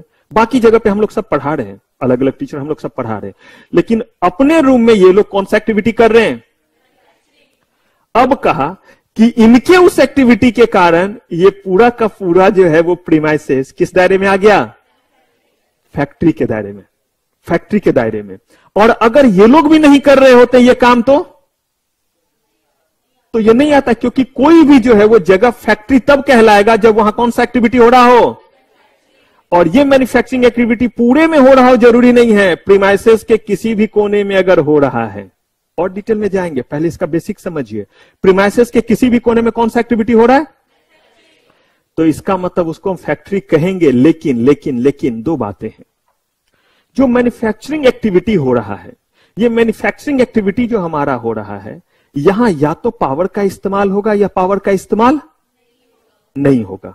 दो बातें, पावर मतलब इलेक्ट्रिसिटी का इस्तेमाल। अब जो भी चीज से वो चलो, जनरेटर को भी पावर कहते हैं, याद रखिएगा, डीसी को भी पावर कहते हैं। यानी कि अगर आप किसी भी तरीके से, चाहे वो डायरेक्टली इलेक्ट्रिसिटी हो, चाहे जनरेटर के थ्रू हो रहा हो, किसी भी तरीके से हो रहा, तो उसको किस कैटेगरी में हमने रख दिया, पावर। पावर मीन सिर्फ और सिर्फ इलेक्ट्रिसिटी मत समझिएगा, चाहे किसी भी मोड से आप पावर सप्लाई कर रहे हो। जनरेटर से नहीं करते हैं, सब कुछ अभी लाइट चला जाएगा, देखिएगा आपकी क्लास नहीं रुकेगी। क्यों नहीं रुकेगी, क्योंकि जनसेट लगा हुआ है, जैसे ही वो होगा वो शुरू हो जाएगा चलना। आपके घर में भी जो है आप देखते हैं, आपके घर में जो इन्वर्टर लगा रहता है, लाइट कटता है इन्वर्टर पे आ जाता है नहीं, तो इसका मतलब बिजली रहे या ना रहे माना जाएगा वहां पावर का इस्तेमाल हो रहा है। तो कह रहे हैं कि अगर वहां पे मैन्युफैक्चरिंग एक्टिविटी हो रहा है तो दो बातें हैं, या तो पावर का इस्तेमाल हो रहा है या पावर का इस्तेमाल नहीं हो रहा है। अगर पावर का इस्तेमाल हो रहा है तो वहां पे कम से कम कितने लोग होने चाहिए, कम से कम 10 लोग काम करते होने चाहिए। और अगर पावर का इस्तेमाल नहीं हो रहा है तो कितने, तो उस केस में कम से कम कितने लोग होने चाहिए, 20 लोग होने चाहिए। कितने, 20 लोग होने चाहिए, 20 लोग होने चाहिए। और ये कब होने चाहिए, बस एक दिन गया, छू दिया, भाग गया। सोचिए भाई 10 और 20 लोग हैं तो कुछ टाइम भी होगा। कहा कि पिछले 12 महीनों में कभी भी अगर रेगुलर एम्प्लॉयमेंट पे हैं तो पिछले 12 महीनों में किसी भी दिन अगर वो रेगुलर एम्प्लॉयमेंट पे कितने, 10 या कितने लोग हैं, 20 है, तो वो जगह क्या कहलाएगा, फैक्ट्री कहलाएगा। फिर से इसको करते हैं, प्रीमाइसेस का कोई भी हिस्सा जहां कौन सा एक्टिविटी हो रहा, तो अगर कहीं मैन्युफैक्चरिंग ही नहीं हो रहा हो तो इसका मतलब कुछ चेक करना है ये फैक्ट्री है या नहीं। नहीं भाई, वो फैक्ट्री के दायरे में ही नहीं आया। चलिए भाई, मैन्युफैक्चरिंग एक्टिविटी हो रहा है किसी भी कोने में, अगला चीज क्या करे, बोल दो उसको फैक्ट्री। चेक कीजिए पावर का यूज हो रहा है या नहीं हो रहा है। अब यहां पे फिर क्वेश्चन आ जाता है कि ये जो पावर का यूज हो रहा है, इस पावर के यूज का क्या सेंस है। मैं एग्जांपल देता हूं।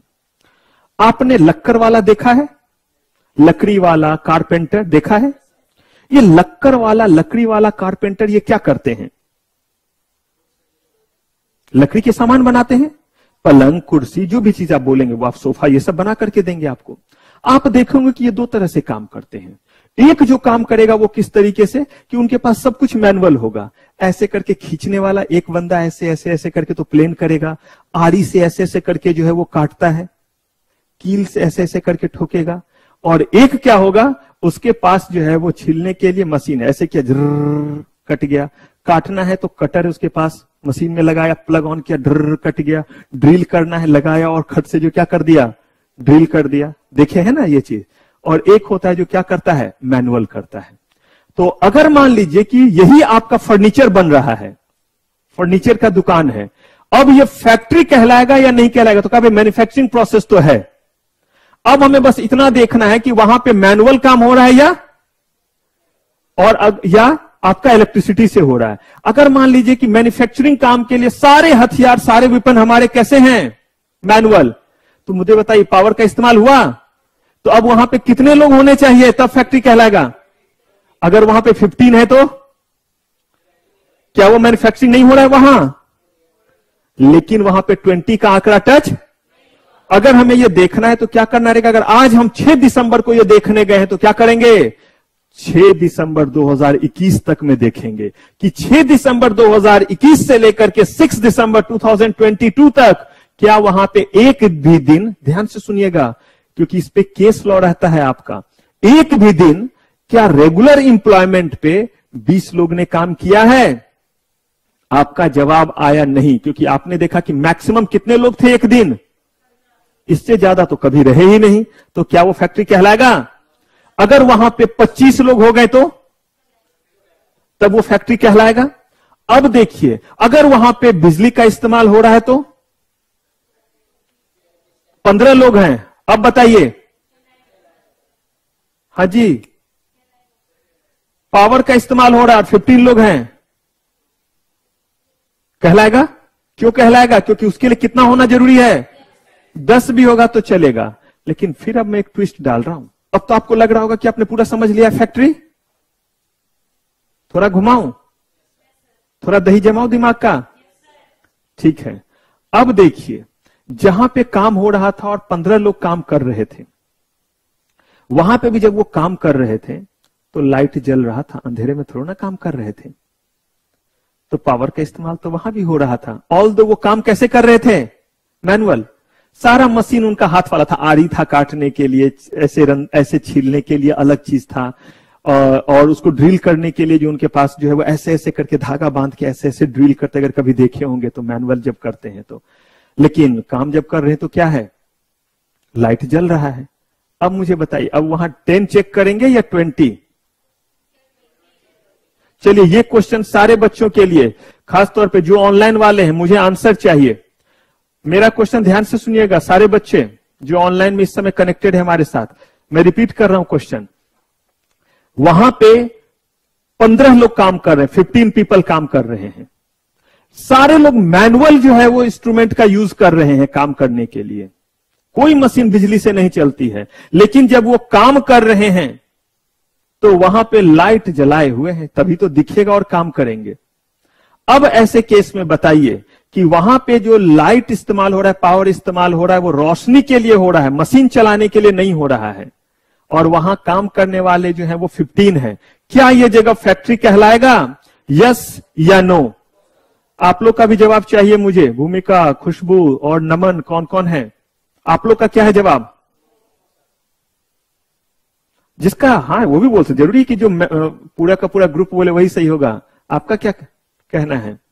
हाँ जी, आप लोग का, आप लोग भी टाइप कर सकते हैं, टाइप कर करके बताते रहे, सिर्फ बैठे नहीं रहना है, पूरा पार्टिसिपेट करेंगे तो आप लोगों के लिए भी 100% गारंटी है। अब देखिए, यहां पे आपका कहना बिल्कुल सही है, जो मास कह रहा है, हम मास के साथ चलते हैं। मैन्युफैक्चरिंग के लिए वर्ड यूज किया गया है पावर, लाइटिंग के लिए नहीं। कहा कि अगर लाइटिंग के लिए पावर का इस्तेमाल हो ना हो डजेंट मैटर, ये इसका पार्ट नहीं है। अगर जो है वो जिस एक्टिविटी को आप कर रहे हैं वो है मैन्युफैक्चरिंग एक्टिविटी, उस मैन्युफैक्चरिंग एक्टिविटी के लिए अगर आप पावर का यूज कर रहे हैं तो क्या कहलाएगा? फैक्ट्री। और अगर नहीं तो वो फैक्ट्री। कहने का मतलब यह है कि ये जो 10 और 20 हमें चेक करना है, और वो जो with the help of power कह रहे हैं, ये सिर्फ और सिर्फ किस एंगल से चेक करेंगे? मैन्युफैक्चरिंग एक्टिविटी के लिए। लाइटिंग के लिए हो रहा है वो नहीं हो रहा है, वो क्या है? इररेलीवेंट है। तो इसका मतलब, अगर जैसे मैं आपको पढ़ा रहा हूं, अब देखिए, पढ़ाने के लिए लाइट जलेगी तभी तो आपको दिखेगा, लेकिन मैं जो इंस्ट्रूमेंट यूज कर रहा हूं वो इंस्ट्रूमेंट एक बोर्ड होता। एग्जाम्पल ले लेते हैं, समझ लेते हैं। ऐसे ही एक बोर्ड है, नॉर्मल बोर्ड देखा होगा आपने, अब तो बहुत कम हो गया, चलता ही नहीं है, कितना जमाना हर चीज में बदला है। और मार्कर पहले हम लोग यूज करते थे। लीना का कहना नो है, गुड। चलिए, इनका पहुंचा, बाकी लोगों का थोड़ा ऊपर चला गया है, थोड़ा स्क्रॉल कर दीजिएगा मेरे लिए वरुण जी। और किन्हीं का आंसर होगा तो मैं उधर देख तब तक नहीं पाया था। गुड, आपका आंसर सही है। अब देखिए, यहां पे कह रहे कि मैंने जो है वो इससे लिखना शुरू किया। और किससे लिखा? मार्कर उठाया, इस पे लिखा, लाइट जल रही है। तो बताइए, क्या मैंने पढ़ाने के लिए इलेक्ट्रिसिटी का इस्तेमाल किया? खुल के बोलिए। आधा भीतर आधा बाहर नहीं। और कंफ्यूजन तो जीवन में किसी चीज पे नहीं रखना है, किसी चीज पे नहीं। और डरना नहीं है। डरने का तो ये नहीं सर आपको हर दिन आते आते पीटेंगे, भाई ये मतलब नहीं हुआ, राह बता तो आगे चलने। डरने का मतलब डर मत रखिए, ना एग्जाम का डर, ना चल रहे तो क्या होगा, वहां क्या होगा, ऐसे कुछ नहीं। थोड़ा फियरलेस होकर के लाइफ जिए, आसान हो जाएगा। फियरलेस का मतलब उदंड बनना नहीं होता है, बहुत छोटा सा डिफरेंस होता है। मतलब भीतर में जो है वो डर जैसा नहीं। तो यहां पे मैं आपसे कह रहा हूं कि मैं लिखने के लिए यूज कर रहा हूं बोर्ड का, और वो बोर्ड जो है वो कोई इलेक्ट्रिक बोर्ड नहीं है, नॉर्मल मार्कर है, और मैं जो है व्हाइट बोर्ड पे लिख रहा हूं। तो क्या मैंने पावर का इस्तेमाल किया पढ़ाने के लिए? अब इस गेटअप में मुझे जरा बता दीजिए। अब देखिए यहां पे, अब यहां पे देखिए, उनका जवाब लीना हो, खुशबू, किन्हीं का जवाब है, मैं कैसे देख रहा हूं? वो तो है ही नहीं यहां पे। तो इसका मतलब पावर का इस्तेमाल किया या नहीं? मेरी क्लास उन तक कैसे पहुंच रही है? पावर। मैं लिख रहा हूं तो देख लीजिए, इस पैनल पे लिख रहा हूं, वहां आपको दिख रहा है, प्रोजेक्टर चल रहा है, तो ये पढ़ाने के लिए यूज हुआ है नहीं? तो अगर मैं बोलूं कि अब बताइए मुझे कि क्या मैं पढ़ाने के लिए पावर का इस्तेमाल कर रहा हूं, बस यही डिफरेंस है कि कहीं पे मैन्युफैक्चरिंग एक्टिविटी में लाइटिंग का इस्तेमाल है तो उसको इरेलीवेंट कीजिए, उसके अलावा कितने लोग चाहिए अगर पावर का इस्तेमाल हो रहा है तो? मिनिमम। पावर का इस्तेमाल हो रहा है तो? नहीं हो रहा है तो? और ये हमें देखना है कब? पिछले जिस दिन चेक करने जा रहे हैं, एकदम ध्यान रखिए, छोटा छोटा बात है, केस लॉ में उलझाएगा, डेट दे देगा, हम ही लोग देंगे, अभी बता रहे हैं कैसे देंगे, उस समय दे देंगे, तो इसीलिए समझ लीजिए, उसमें डेट दे देंगे। तो अगर 6 दिसंबर को आप चेक करने जा रहे हैं, वो फैक्ट हो सकता है कोई चीज 6 दिसंबर को फैक्ट्री हो लेकिन 7 दिसंबर को फैक्ट्री, बताइए तो ये कैसे हो सकता है? मामू नहीं बनाना है, मुक्के मारूंगा। सोचिए सोचिए, मैंने बोला कि कोई चीज 6 दिसंबर को अगर देख रहे हैं तो वो फैक्ट्री है, लेकिन अगर हमने 10 दिसंबर को चेक किया तो वो फैक्ट्री नहीं है। अब बताइए कैसे? और एग्जैक्ट बोलिए, अगर लखटकिया सीएस बनना है जो घंटे मिनट के हिसाब से पैसे लेता है, तो ये दिल मांगे मोर, ये दिल मांगे मोर, और प्यास बढ़ाइए, थोड़ा निचोड़िए अपने आप को। अब आप डेट करके करिएगा तो होगा। अभी अगर मैंने आज 6/12/2020 को मुझे देखना है, तो मैं कहां तक का देखूंगा? इस बीच में। पॉसिबल है कि वहां पे जो है पावर का इस्तेमाल हो रहा है, तो कितने लोग कम से कम चाहिए? 10 से काम चल जाएगा।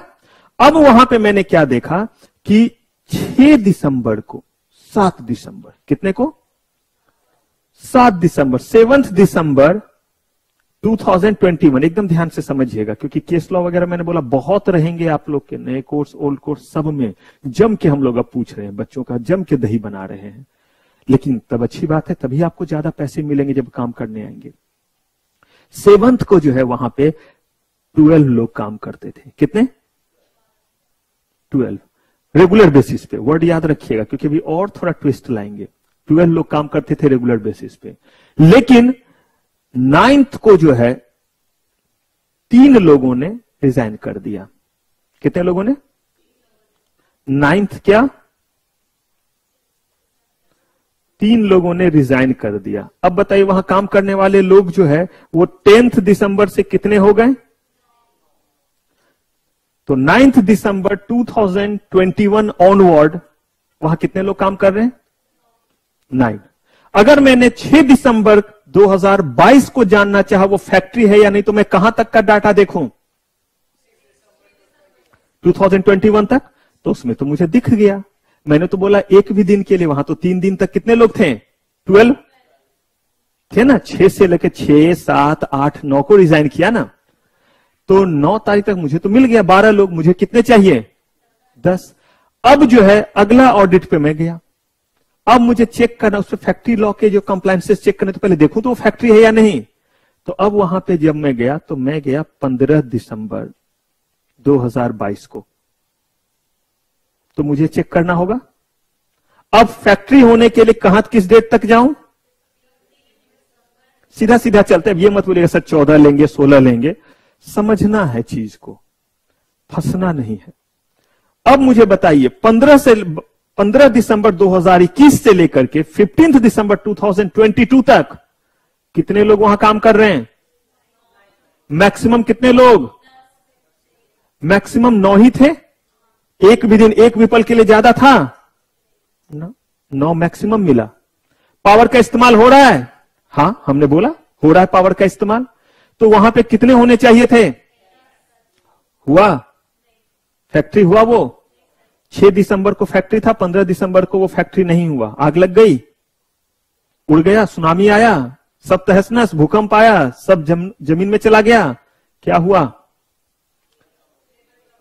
लेबर कम हुआ। और प्रोविजन जो हमारा कह रहा है वो प्रोविजन इस तरह से कह रहा है कि अंतिम 12 महीने में। लेकिन अब मुझे बताइए, अगर जो है वो 14 दिसंबर को, 14 दिसंबर 2022 को एक लेबर को उसने आपने ज्वाइनिंग पकड़ा दिया, पॉसिबल? अब बताइए पूरे साल का आपको फैक्ट्रीज एक्ट के कंप्लायंस करने होंगे या नहीं करने होंगे? या तो 16 को पकड़ाइएगा, तब अभी नहीं करना रहेगा, वो 16 से फैक्ट्री कहलाएगा। तो जिस भी दिन पूरे साल में एक भी दिन एक भी पल के लिए, वो जो पीरियड है 12 महीने का, अगर उस पीरियड में 10 या उससे क्या हो गए ज्यादा, अगर पावर का इस्तेमाल हो रहा है तो, और नहीं तो 20 या उससे ज्यादा, तो वो जगह क्या कहलाएगा?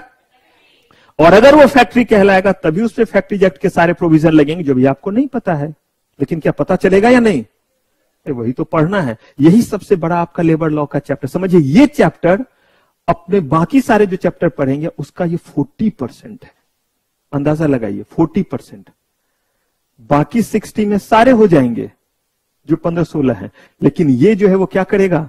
कुछ एक्ट तो ऐसे हैं शुरू होगा और खत्म हो जाएगा, तब उस समय मत बोलेगा सर शुरू और खत्म, तो फिर रहते हैं बैठे हुए, मतलब उसके कंप्लायंसेस कम है। आपको भी लगता है फैक्ट्री है, minimum wages act, payment of wages है, ये सब थोड़े बड़े हैं, ये कोड है। अब उसमें एक और भी प्रोविजन आएगा, वो आएगा मैटरनिटी बेनिफिट। एक ही 2 क्लॉज उसमें होते हैं कि वुमेन वर्कर को क्या मिलेगा, 2 पेज का है कि इतने दिन का ये बेनिफिट मिलेगा। तो ऑब्वियस सी बात है, आपको भी लगता है ना वो छोटा होगा, इसमें बड़े सारे प्रोविजन। क्लियर है यहां तक फैक्ट्री का? अब अगर मैं आपसे पूछूं कि कोई जगह फैक्ट्री है या नहीं, तो आप बता देंगे? पक्का बता देंगे? ठीक है। अब देखिए तब फिर एक ट्विस्ट लेते हैं। ले ट्विस्ट। चलिए तो अब जो है मुझे बताइए, एक सॉल्ट मैन्युफैक्चरिंग कंपनी है। कौन सी कंपनी? Salt manufacturing company. नमक बनाने वाली कंपनी नमक बनाती है। नमक बनाने वाली कंपनी जो नमक बनाती है, तो वहां पे जो है वो इन प्रीमाइस लोग काम करेंगे और कुछ लोग सी शोर पे काम करेंगे। हाँ या ना? कुछ पता है नमक कैसे बनाया जाता है? थोड़ा बताऊं। नमक बनाने के लिए समंदर के किनारे पहले नमक को ऐसे करके जो है क्या किया जाता है? जमा किया जाता है, उसे ड्राई किया जाता है, फिर उसे लाया जाता है फैक्ट्री में, और तब जो है वो उसमें जो है वो क्या किया जाता है? Iodine, this that. तो वो नमक सफाई होती है, पन्नी में पॉलिथीन में पैकिंग होती है। तो वहां पे मशीन है। कहां पे मशीन है? ठीक है। अब जो है वो लोग वहां काम कर रहे हैं, कहां पे? सीसोर पे भी। तो अब मान लीजिए कि यहां पे जो है वो काम करने वालों की संख्या जो है वो प्रीमाइसेस में 5 है, ठीक, और सी शोर में काम कर रहे हैं यहां पे जो है वो 12 पीपल। कितने पॉसिबल? ज्यादा। पहले तो वहां पे ही काम है ना, यहां तो मशीन भी काम कर रहा है। अब अगर ये काम कर रहे हैं तो मुझे बताइए ये जगह आपका फैक्ट्री कहलाएगा या नहीं? टाटा सॉल्ट कंपनी है।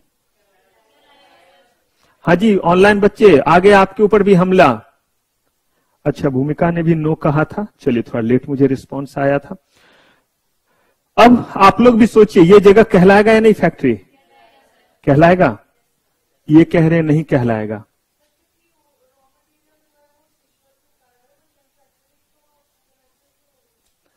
अच्छा, इसका मतलब कंफ्यूजन आ रहा है, थोड़ा सा आ रहा है ना? यस या नो बोलिए। अगर हल्का सा भी कंफ्यूजन आए तो मैंने कंफ्यूजन आने पे क्या बोला था? किसके एंगल से सोचिए? तो भूमिका का कहना नो, लीना का कहना यस। अलग अलग आंसर इधर भी है, मिक्स आंसर इधर भी है। कुछ बच्चों का यस, कुछ बच्चों का नो। अब एक काम कीजिए सब लोग, मैं इस आंसर को भी इग्नोर करता हूं सबके। एक बार पहले हम अपने उस लॉजिक पे आते हैं कि जहां लगे थोड़ा कंफ्यूजन है, थोड़ा जो है वो इमोशनल होकर के सोचिए लेबर के लिए क्या अच्छा है। आपने कहा नो, इसका तो फैक्ट्री नहीं कहलाएगा। तो जरा सोचिए जो सीसोर पे रामदीन हरिया राम खिलावन है उसको तो बेनिफिट नहीं मिलेगा फैक्ट्रीज एक्ट का। बंसी बिरजू जो प्रीमाइसेस में उसको ही मिलेगा अगर वहां पे उतने लोग होंगे तो। सोच के देखिए, फैक्ट्री में कन्वर्ट होने के लिए लेबर को वो प्रोविजन मिले, वो फैसिलिटी मिले, इसके लिए पहले वो जगह फैक्ट्री होना चाहिए। तो जो लोग वहां काम कर रहे हैं उनको भी क्लब करें या ना करें? मैं फिर बोल रहा हूं, थोड़ा इमोशनल होकर के सोचिए। अगर आप कर लेंगे तो देखिए संख्या बढ़ गई। अगर संख्या बढ़ गई तो अब ऐसे केस में ज्यादा चांसेस है उनके फैक्ट्री में कन्वर्ट होने के, और उन लोगों को तब बेनिफिट मिलेगा। अब जरा सोचिए, यहां भी और भी ट्विस्ट आना है। अभी टोटल कितना हुआ है? अच्छा, विराट का और नमन का भी कहना यस।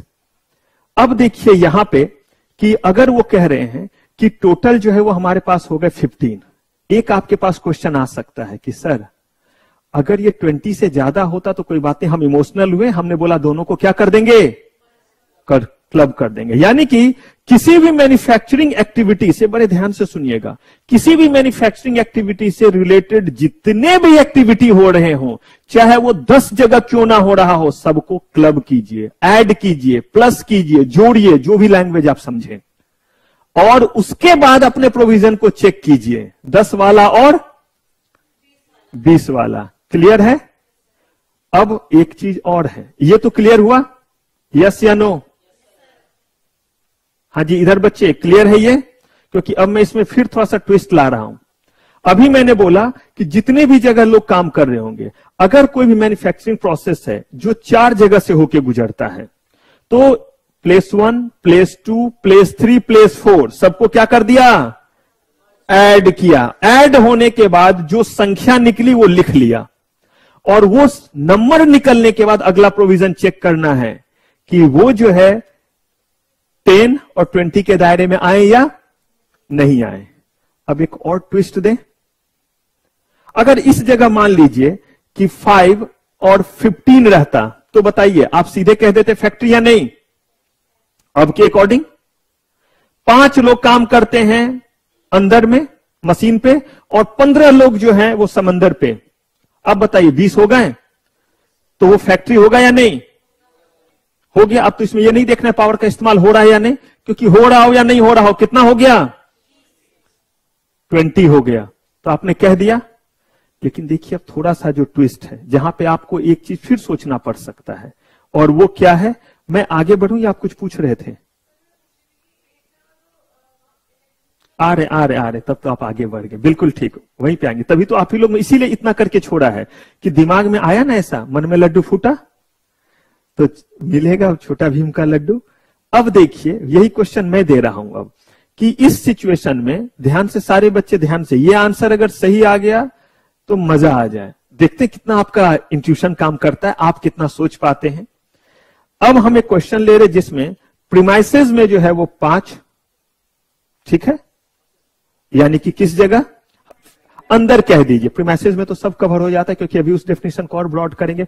यानी कि मशीन वगैरह जहां पे क्लोज इन्वायरमेंट है, वहां पे कितने लोग हैं, 5 लोग हैं, और यहां पे जो है वो हमारे जो हैं वो हैं 6। कितने? चलिए अब इसमें देखते हैं, जो भी लोग इधर, विराट, नमन, लीना, भूमिका, सारे बच्चे, आप लोग का भी जरा चेक करें नॉलेज। इस सिचुएशन में ये जगह फैक्ट्री कहलाएगा या नहीं, और मैं कुछ नहीं बताऊंगा। अब आपको जो भी आंसर आ रहा है, अगर वो इफ बट के साथ है तो इफ बट के साथ अपने आंसर को रखिए, और नहीं तो जैसे रखना। हाँ, एक चीज और बता दूं कि ये जो जगह है, यहां पे इलेक्ट्रिसिटी का इस्तेमाल हो रहा है। क्लियर कर दिया मैंने? ये जो प्रीमाइस है, जहां मशीनें हैं, उस मशीन को चलाने के लिए किसकी जरूरत है भाई? इलेक्ट्रिसिटी तो सीसोर पे भी रात में काम होगा, तो वहां भी बल्ब वगैरह टंगेंगे या नहीं बैटरी वाले? तो वो तो इरेलीवेंट है। लेकिन यहां पे मशीन जो चलेगा, जो प्लास्टिक को पैक करेगा, नहीं करेगा, पैकिंग वगैरह, प्रिंटिंग करेगा, वो मशीन सब किससे चलते हैं? मैनुअल चलेगा वो सब, पावर से। तो इसका तो इलेक्ट्रिसिटी यूज हो रहा है। अब आपको बताना है कि ये जगह फैक्ट्री है या नहीं। इंफॉर्मेशन पूरा है? आपको सोचने के लिए मैंने समय दिया 30 सेकंड। पहले 30 सेकंड सोच लीजिए, सारे चीज को एनालाइज कीजिए कि बोलना रहा आंसर तो क्या बोलेंगे। अगर आप फैक्ट्री बोलेंगे तो सब्सटेंशिएट करेंगे, नहीं बोलेंगे तो भी बताएंगे कि वजह क्या है, या सिर्फ फैसला नहीं सुनाएंगे, आंसर विथ योर सपोर्ट, दोनों चाहिए। आपका सोचने का समय शुरू होता है अब। आप लोगों का भी सोचने का समय ऑन है, सारे बच्चे का। क्या आपके आंसर भी आ गए हैं? नमन, लीना, इनके आंसर यस। दोबारा आंसर दीजिए इतने चीज बोलने के बाद, ताकि मैं देखूं कि ये सारे चीज बोलने के बाद का आंसर है, और लॉजिक भी सोच के रखेंगे।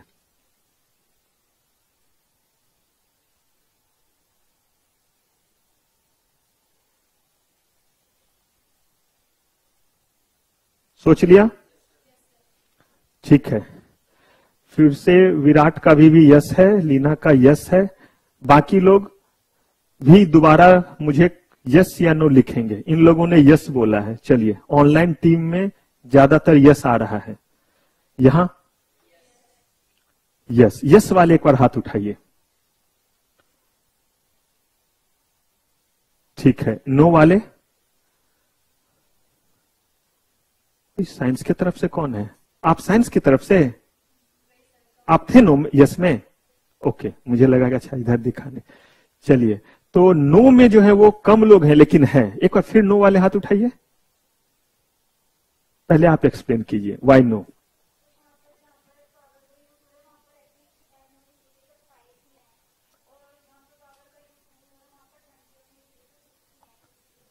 ठीक है, ये इनका अपना सोचना है। अब देखिए, इसको बोलते हैं इंटरप्रिटेशन।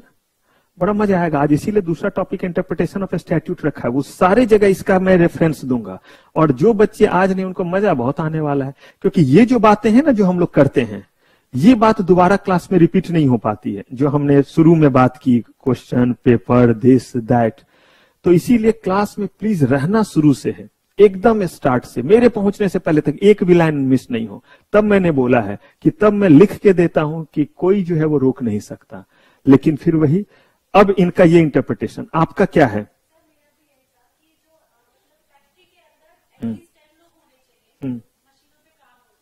ओके, ठीक है, एक बार इनका सुनते। नमन कह रहे बिकॉज इलेक्ट्रिसिटी का यूज हो रहा है और दोनों को साथ में रख के टोटल नंबर ऑफ पीपल 11 है। ये इनका कहना है कि इलेक्ट्रिसिटी का इस्तेमाल तो हो रहा है, और पहला प्रिंसिपल हमने क्या बोला, दोनों को क्या कर देना है। Okay, good Naman. भूमिका क्या कह रहे हैं? No, because number of person required for power use is 10। देखिए, हर जगह उधर भी दो तरह के पीपल का अलग अलग है। ठीक है भूमिका, आपके भी इस चीज पे आते हैं, आपके सपोर्ट में यहां भी कुछ आंसर आए हैं। जिन्होंने भी नो कहा, आपने भी नो बोला था ना, यही कहना है। आपका यस था ना? आप सपोर्ट में बताइए क्या कहना है।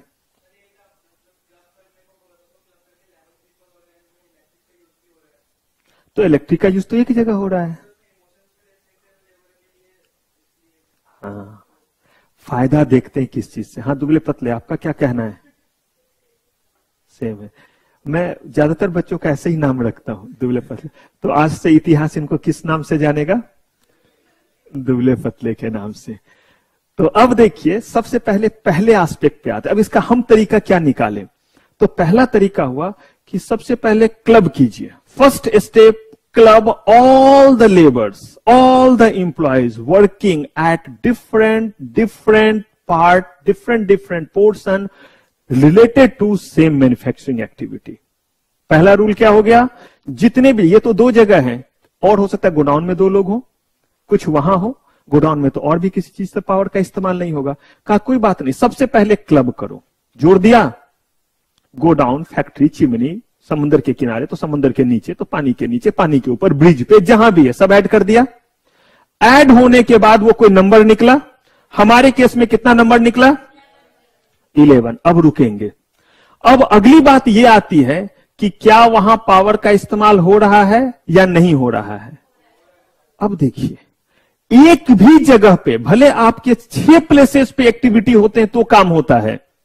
गोडाउन में कोई मैन्युफैक्चरिंग एक्टिविटी तो होगा नहीं, गोडाउन में तो सामान रखते हैं, तो वहां पे होगा पावर, तो लाइट के लिए होगा ना। लाइट को तो हम लोग कंसीडर करते नहीं है, तो कोई फर्क नहीं पड़ता। 6, 7, 8 जितने भी जगह है उसमें से देखिए किसी भी जगह क्या मैन्युफैक्चरिंग एक्टिविटी के लिए पावर का इस्तेमाल हो रहा है? जवाब है हाँ, हो रहा है।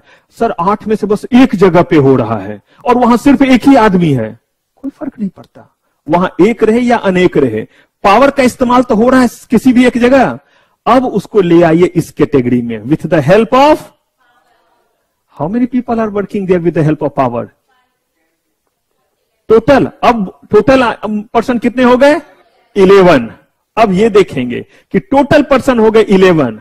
Now whether there is power is being used और नॉट, सिर्फ इतना ही तो देखना है। यस, क्योंकि एक भी जगह पावर का इस्तेमाल होता है तो हम इस साइड चले आएंगे। तो नंबर पहले ही निकाल चुके हैं 11 टोटल करके। अगला ही चीज तो देखना था, एक भी जगह हो रहा है। ये मत देखिए वहां कितने लोग काम कर रहे हैं, बस इतना देखिए कोई भी एक जगह जहां मशीन किससे चल रहा हो। तो अब वहां कितने टोटल होने चाहिए? 10। और हमारे केस में टोटल कितने हो गए? तो अब आप उसको बोलिएगा या नहीं फैक्ट्री। अब देखिए फिर इमोशन वाली बात, ये सोचिए क्यों इमोशन वाली बात मैंने बोला। अगर मान लीजिए आप इसको फैक्ट्री में नहीं रखते, सोचिए, तो इसका मतलब इन 11 के 11 लोगों को कोई बेनिफिट मिलता नहीं मिलता। लेकिन अब इन 11 को भी जो है वो मिलेगा कि नहीं फैक्ट्री एक्ट के सारे बेनिफिट। तो क्या अच्छा है। फिर इंटेंशन देखिए लॉ मेकर का, यही सोच के न बनाया था। अदरवाइज अगर ऐसा नहीं हो तो पता वो क्या करेंगे, सबका इंप्लॉयमेंट दिखला देंगे, दूसरे गोडाउन में ही दिखला देंगे 20 लोग, या गोडाउन में 20 तो करेंगे तो वैसे भी हो जाएगा। क्लब करने, अगर क्लब करने वाली बात नहीं होती तो सोचिए ये क्या करते। तभी ना क्लब का कॉन्सेप्ट आया कि उस एक्टिविटी से रिलेटेड जितने भी चीज हैं वो सबको क्या करेंगे। नहीं तो सब क्या दिखलाएंगे कि भाई मेरे सारे लोग तो गोडाउन में इंप्लॉयड हैं, फैक्ट्री में तो बस जो है वो 9 लोग हैं, 10 नहीं छूने देंगे वो, और हजारों लोग रखेंगे अपने पास। सबका इंप्लॉयमेंट कहां का दिखलाएंगे, गोडाउन का। बोला अब तो गोडाउन का दिखा, चिमनी का दिखा, फैक्ट्री का दिखा, हमने क्या बोला, सबको हम क्या करेंगे, सबको क्लब करेंगे। और एक भी जगह अगर पावर का इस्तेमाल होता है इररेलेवेंट कि वहां पे कितने लोग हैं, हम मान लेंगे कि आपके यहां मशीन चलाने के लिए किसका इस्तेमाल हो रहा है, पावर का, और तब रूल लगाएंगे। क्लियर है पूरे तरह से, एकदम अब रिश्ता तय समझू। हाँ ना, क्लब करके 9 हुआ तो इमोशन नहीं, क्योंकि लॉ कहता है कि कहीं तो इमोशन पे कंट्रोल। ठीक है बिटिया मेरी है, इमोशन मेरा उसके लिए होगा, लेकिन कुछ जगह उसको भी रोकना रहता है, नहीं बेटा नहीं मिलेगा आज पिज्जा, ये नहीं मिलेगा आज, ये नहीं मिलेगा क्योंकि लगातार खा रहे हैं, नहीं तो बीमार पड़ेंगे। कहा गया कि थोड़ा उसके बारे में भी सोचना है। एक एक्ट आपको यह भी पढ़ना है कि लेबर लॉ के प्रोविजन छोटे जगह पे क्यों नहीं लगाएंगे, तब कोई भी जो है वो एंटरप्रेन्योर नहीं बनेगा, कोई स्टार्टअप नहीं शुरू करेगा।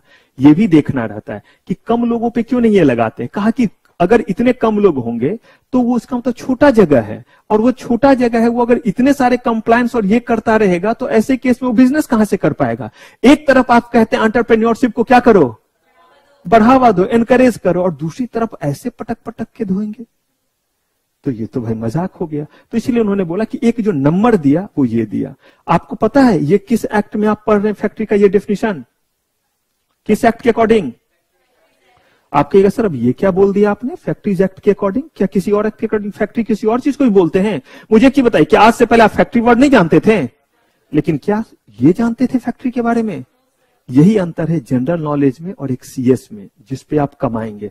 और देखिए हमने इतना घुस करके पढ़ा, 10 मिनट भी, इसमें 2 मिनट लगता है इसको खत्म होने में। आपको एक लाइन देते, आप रट्टा मारते, फंटास्टिक गुड बाय, एग्जाम में जाके लिख दिए। आप भी लिखते, दूसरे भी लिखता, दूसरों को, दोनों को सेम नंबर आता। लेकिन अगर केस लॉ पूछ दिया तो वो बोल्ड होगा। जितना टफ पूछेगा आप उतने क्या रहेंगे, कंफर्टेबल। उतना ही नहीं, इतना तो आपने कर दिया, थोड़ा सा पढ़े रहते, ये डिटेल नहीं किए रहते, कल को कंपनी में ऑडिट करने जाते तो ऐसे फोड़ के किए नहीं रहते, तो आप ऑडिट रिपोर्ट पे क्या साइन करते। और अगर आप गलत साइन करके आते तो ज्यादा नहीं है, बहुत सारे केसेस में सिर्फ 10 साल का ही free lunch, free dinner, free accommodation है सीएस को, अगर उससे गलती हो जाए तो। समझ रहे, पोसंपा भाई पोसंपा, imprisonment, free lunch, free dinner, free accommodation, रहना खाना सब फ्री, पिसिंग, तो ये सब है। तो अब बताइए उसके लिए तो पढ़ना पड़ेगा, तो इसीलिए हमें इस लेवल तक जाना पड़ेगा। अब इसमें से बताइए कुछ भी अगर पूछेगा तो हम बना सकते हैं या नहीं। अब शॉर्ट नोट्स पूछे, कमेंट पूछे, या केस बना करके दे दे कि XYZ is running a factory, the factory is running at 3 places, this, इतना बड़ा सा दे दिया। बच्चा डर गया, 5 नंबर का क्वेश्चन, और एक ढड्ढर लिख दिया, और केस लॉ वो भी डिजिट के साथ। किस्मत खराब है इस बार, अगली बार बाबा जी का आशीर्वाद लेके जाएंगे एग्जाम देने। ना, कोई बाबा जी की जरूरत नहीं है, ये बाबा है और आप खुद भी बाबा हैं। तो क्या करना है, बस तसल्ली से पढ़ लेना है। जितना बड़ा सा क्वेश्चन, प्रोविजन, बस 2 लाइन का प्रोविजन लिखना है, और तब लिखने का तरीका सिखाऊंगा केस लॉ में कि प्रोविजन कहां लिखे और जो पूछ रहा है केस लॉ उसको कैसे लिखे, थोड़ा आगे बताऊंगा। अभी पहले थोड़ा कंटेंट कर लेंगे, तभी ना मैं उस पर क्वेश्चन रेज कर पाऊंगा। अब क्लियर है पूरा। अगर ये पूरा क्लियर है तो अब यहां पे एक वर्ड जो है इस पे जरा आते हैं, इंक्लूडिंग प्रीसिंक्ट्स। और ये जो इंक्लूडिंग प्रीसिंक्ट्स कहता है, उस इंक्लूडिंग प्रीसिंक्ट्स को हम देखेंगे भी कि प्रीसिंक्ट्स का मतलब क्या है और प्रीमाइसेस और प्रीसिंक्ट्स में अंतर क्या है। प्रीमाइसेस और प्रीसिंक्ट्स ये मैंने लिखा भी, आपको भी कराऊंगा भी। तो अगर आप प्रीमाइसेस और प्रीसिंक्ट्स के बारे में सिर्फ करें तो बस यहां पे आइएगा थोड़ी देर के लिए। कहा कि प्रीमाइस जो है वो क्या है, जेनरिक टर्म है, जिसका मतलब क्या है, ओपन लैंड। और प्रीमाइसेस का मतलब है उसके भीतर जो है वो आपका जो है वो खुला भी हो सकता है, बाउंड्री दे दिया, खुला भी हो सकता है, छत भी हो सकता है, नहीं भी हो सकता है। लेकिन जब हम प्रिसिंक्ट्स बोलते हैं तो इसका मतलब क्लोज्ड एरिया को क्या बोलते हैं, प्रिसिंक्ट्स कहते हैं। मुझे एक चीज बताइए, समंदर के किनारे प्रिसिंक्ट्स है या सिर्फ प्रीमाइसेस है? सिर्फ प्रीमाइसेस है, क्योंकि वो क्लोज्ड एरिया नहीं है। लेकिन जहां पे आपका क्लोज्ड एरिया में काम हो, जबकि फैक्ट्री दोनों कहला रहा है। अब जहां पे जो है वो आपके मशीन वगैरह रखे हैं, वो खुला में है या बंद में है? अगर वो खुला में भी रहता तो भी फर्क। बहुत सारे ऐसे मशीन होते हैं जिनको आप बाउंड्री तो दे देते लेकिन छत नहीं देते हैं, पता है आपको, क्योंकि उसको जो है वो फ्री रखना पड़ता है, उसमें बहुत ज्यादा एक्सपोजर हो रहा है केमिकल वगैरह का।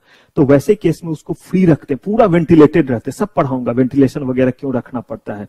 बहुत अलग अलग, आप सोचिए केमिकल, हमारे यहाँ एसिड भी बनता है, उसकी भी जरूरत है, और हार्मफुल केमिकल की भी जरूरत है, और इटेबल की भी जरूरत है। तो कहा प्रीमाइस का मतलब हो गया कि कोई भी एरिया जो है वो जरूरी नहीं कि क्या होगा, क्लोज होगा। लेकिन प्रिसिंक्ट्स जब बोले तो क्या हो गया, क्लोज। इसीलिए उन्होंने बोला कि चाहे वो प्रीमाइसेस हो चाहे क्या हो, प्रिसिंक्ट्स हो, सबको ऐड करके टोटल नंबर निकालिए। किसी भी जगह अगर बिजली का इस्तेमाल होता है तो वो आ गया किस दायरे में, with the aid of power. और ये जो आप देखेंगे, जो वो किसके अकॉर्डिंग देखेंगे, लास्ट 12 मंथ्स में। क्लियर है? अब आपको लगता है कि आपको सब कुछ पता है फैक्ट्री का, पक्का? अच्छा, चलिए जी बच्चे, अगर आप लोगों को भी लगता है ऐसा है तो एक और ट्विस्ट लाते हैं। दे क्वेश्चन।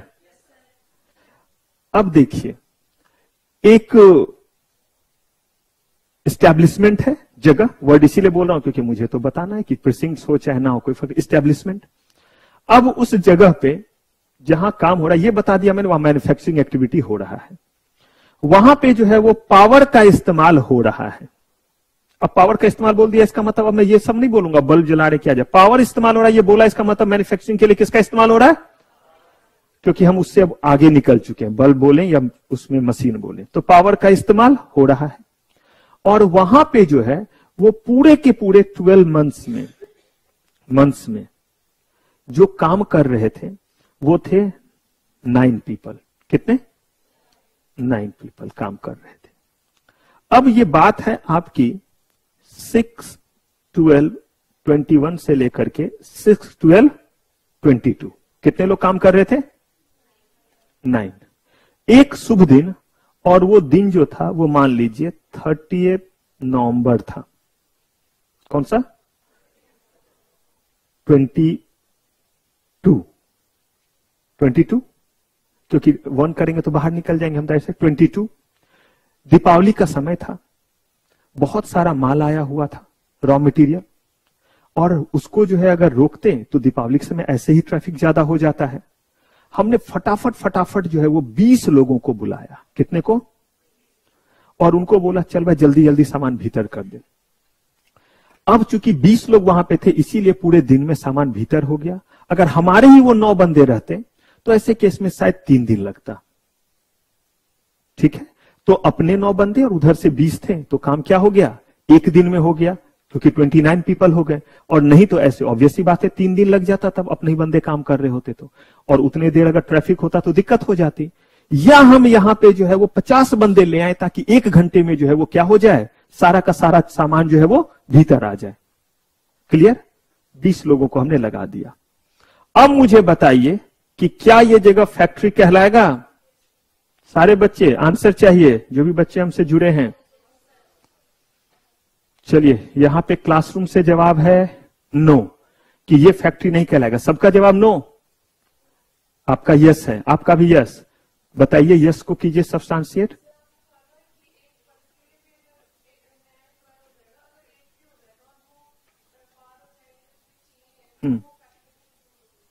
फैक्ट्री में इंक्लूड होगा। आप लोग का जवाब अभी नहीं आया है, जल्दी जो बच्चे ऑनलाइन है, आपका भी यही कहना है? आपका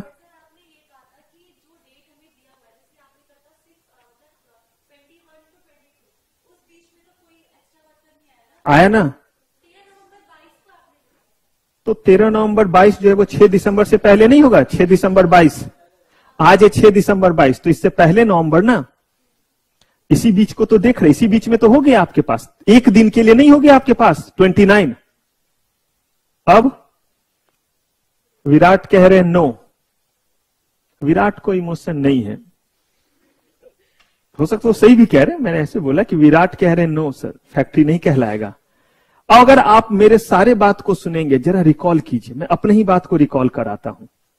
मैंने क्या बोला था? सही बात है, मैंने बोला था एक भी दिन के लिए, एक भी पल के लिए। याद है ना, ये स्टेटमेंट दिया था। फिर आप लोग क्यों बोल रहे हैं यस? आप लोग भी तब नो बोलिए, क्योंकि अगर मेरे स्टेटमेंट को आप लेंगे तो। लेकिन उस स्टेटमेंट का एक एस्पेक्ट याद नहीं है। आपको याद है मास्क? उस स्टेटमेंट का एक लाइन, कि स्टेटमेंट जो मैंने दिया था एक भी दिन, एक भी पल के लिए, लेकिन उसके बाद एक और वर्ड बोला था। मैं बोलूंगा तो आपको फट से याद आ जाएगा। नमन कह रहे हैं यस। अब मैंने बोला कि विराट में इमोशन नहीं है, तो नमन ने कहा कि सर हम में तो इमोशन है।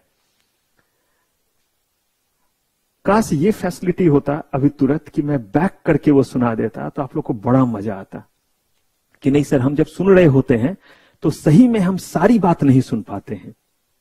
फिर भी मैं बोलता हूं, देखते हैं कहीं आपको याद हो जाए, याद आ जाए। मैंने बोला था एक भी दिन, एक भी पल के लिए, अगर जो है वो किसी का रेगुलर एम्प्लॉयमेंट है। वर्ड याद आया? देखिए बोला था, बल्कि निकल गया इसलिए तेज क्योंकि आपको लगा कि ये ध्यान देने वाली बात नहीं है। यहीं पे तो खेल है। एक नॉर्मल सीएस और एक होनहार सीएस जो लाखों में कमाएगा घंटे मिनट के हिसाब से। मैं तो गरीब आदमी, छोटा सा प्राणी हूं। अब जो है रेगुलर एम्प्लॉयमेंट, क्या ये रेगुलर एम्प्लॉयमेंट है? नहीं है। कैजुअल एम्प्लॉयमेंट इसको बोलते हैं। वो आया और टाटा गुड बाय। अब 2 दिन के लिए भी है लेकिन रेगुलर नहीं है। एक ही दिन होता, याद है ना उस दिन?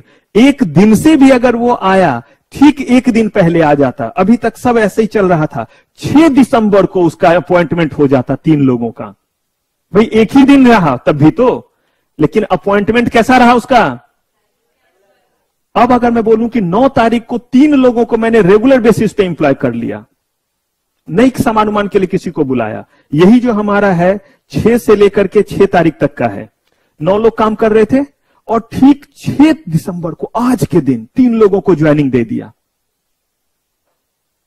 अब बताइए 9 और 3 12 हो गए, लेकिन ये 3 लोग तो सिर्फ आज ही हुए हैं। लेकिन आज हुए हैं, अपॉइंटमेंट कैजुअल है या रेगुलर है? रेगुलर है, क्योंकि अब ये काम करेंगे आगे। जब तक कोई ये कॉन्ट्रावेंशन नहीं करते हैं या एग्रीमेंट के अकॉर्डिंग जो है कुछ गड़बड़ नहीं किया, या तो हमने इनको लात मार के नहीं निकाला, या ये खुद जॉब छोड़ करके नहीं गए, या भगवान जी ने नहीं बुला लिया, जो भी हो। अब ये मत कहिएगा सर अल्लाह क्यों नहीं बोला, तो प्लीज ऐसे में कोई हैशटैग मत चलाइएगा। मेरे कहने का मतलब है कि वो जो है किसी भी कारण से जो है वो चला गया। कहते कोई फर्क नहीं पड़ता, इंटेंशन अपॉइंटमेंट का क्या था? आप कहिएगा सर आप इंटेंशन पे इतना क्यों जोड़ देते हैं? लाइफ में ये बहुत बड़ा चीज है, और वो इंटेंशन नहीं है जिसपे जो है वो जजमेंट तक होता है। इंटेंशन के बेसिस पे देखिएगा, आगे आपको लॉ में पढ़ाऊंगा। इंटेंशन, मान लीजिए कि मैंने जो है वो दुबले पतले को दुबले पतले बोल दिया। ये कहे कि सर आपकी इतनी मजाल, आप मुझे पहचानते हो ना मैं क्या चीज हूं, आप निकलो, आपको बाहर दिखलाते हैं। अब जो है वो इनको मुझसे खुन्नस हुई। इन्होंने बोला छोड़ो, जितना भी अच्छा पढ़ाएं जो भी करें। बाकी ने सोचा चलो कुछ बोल देते, लेकिन बात आसानी से समझ में आता है, हंसते से समझ में आता है, चलो एक खून माफ कर देते। इन्होंने बोला माफ? हम तो साफ करने में भरोसा रखते हैं, माफ नहीं। अब ये आ रहे थे और इन आप सबको भी पता है कि ये सर को क्या करना चाहते हैं? टपकाना चाहते हैं। अब जो है हम लोग एक ब्रिज से आ रहे हैं, वो उधर से, मैं इधर से। इधर जो है वो रेलवे का ट्रैक है। अब मान लीजिए कि हम लोग जब आ रहे हैं तो हो सकता है कि उस समय जो है हमारे ब्लैक टी शर्ट आ रहे थे, ये साथ उधर से आ रहे थे। इनका मुझसे कोई खुन्नस नहीं था, ये भी मुझसे उतने ही न्यूटन के फोर्स से टकराए। फोर्स से ही ना नापते हैं कितने जोर से टक्कर हुई। कहीं और ये देख रहे थे, मैं कहीं और टकराया। ब्रिज पे जो है वो फेंसेस नहीं थे, और क्या हुआ, मैं गिरा नीचे, ट्रेन की पटरी, गिरा नीचे, पहुंच गया ऊपर, समझ ही रहे, नीचे गिरा, ट्रेन आई, खत्म। अब ऐसे केस में यहां पे इनका गिल्टी इंटेंशन नहीं था, इनका इंटेंशन मुझे गिराने का नहीं था, तो इनको जो है सजा नहीं मिलेगी। लेकिन यही दुबले पतले, देखने में दुबले पतले, पूरे जो है वो ताकत के साथ आए कि एकदम ऐसे टकराएंगे कि उड़ जाए सर।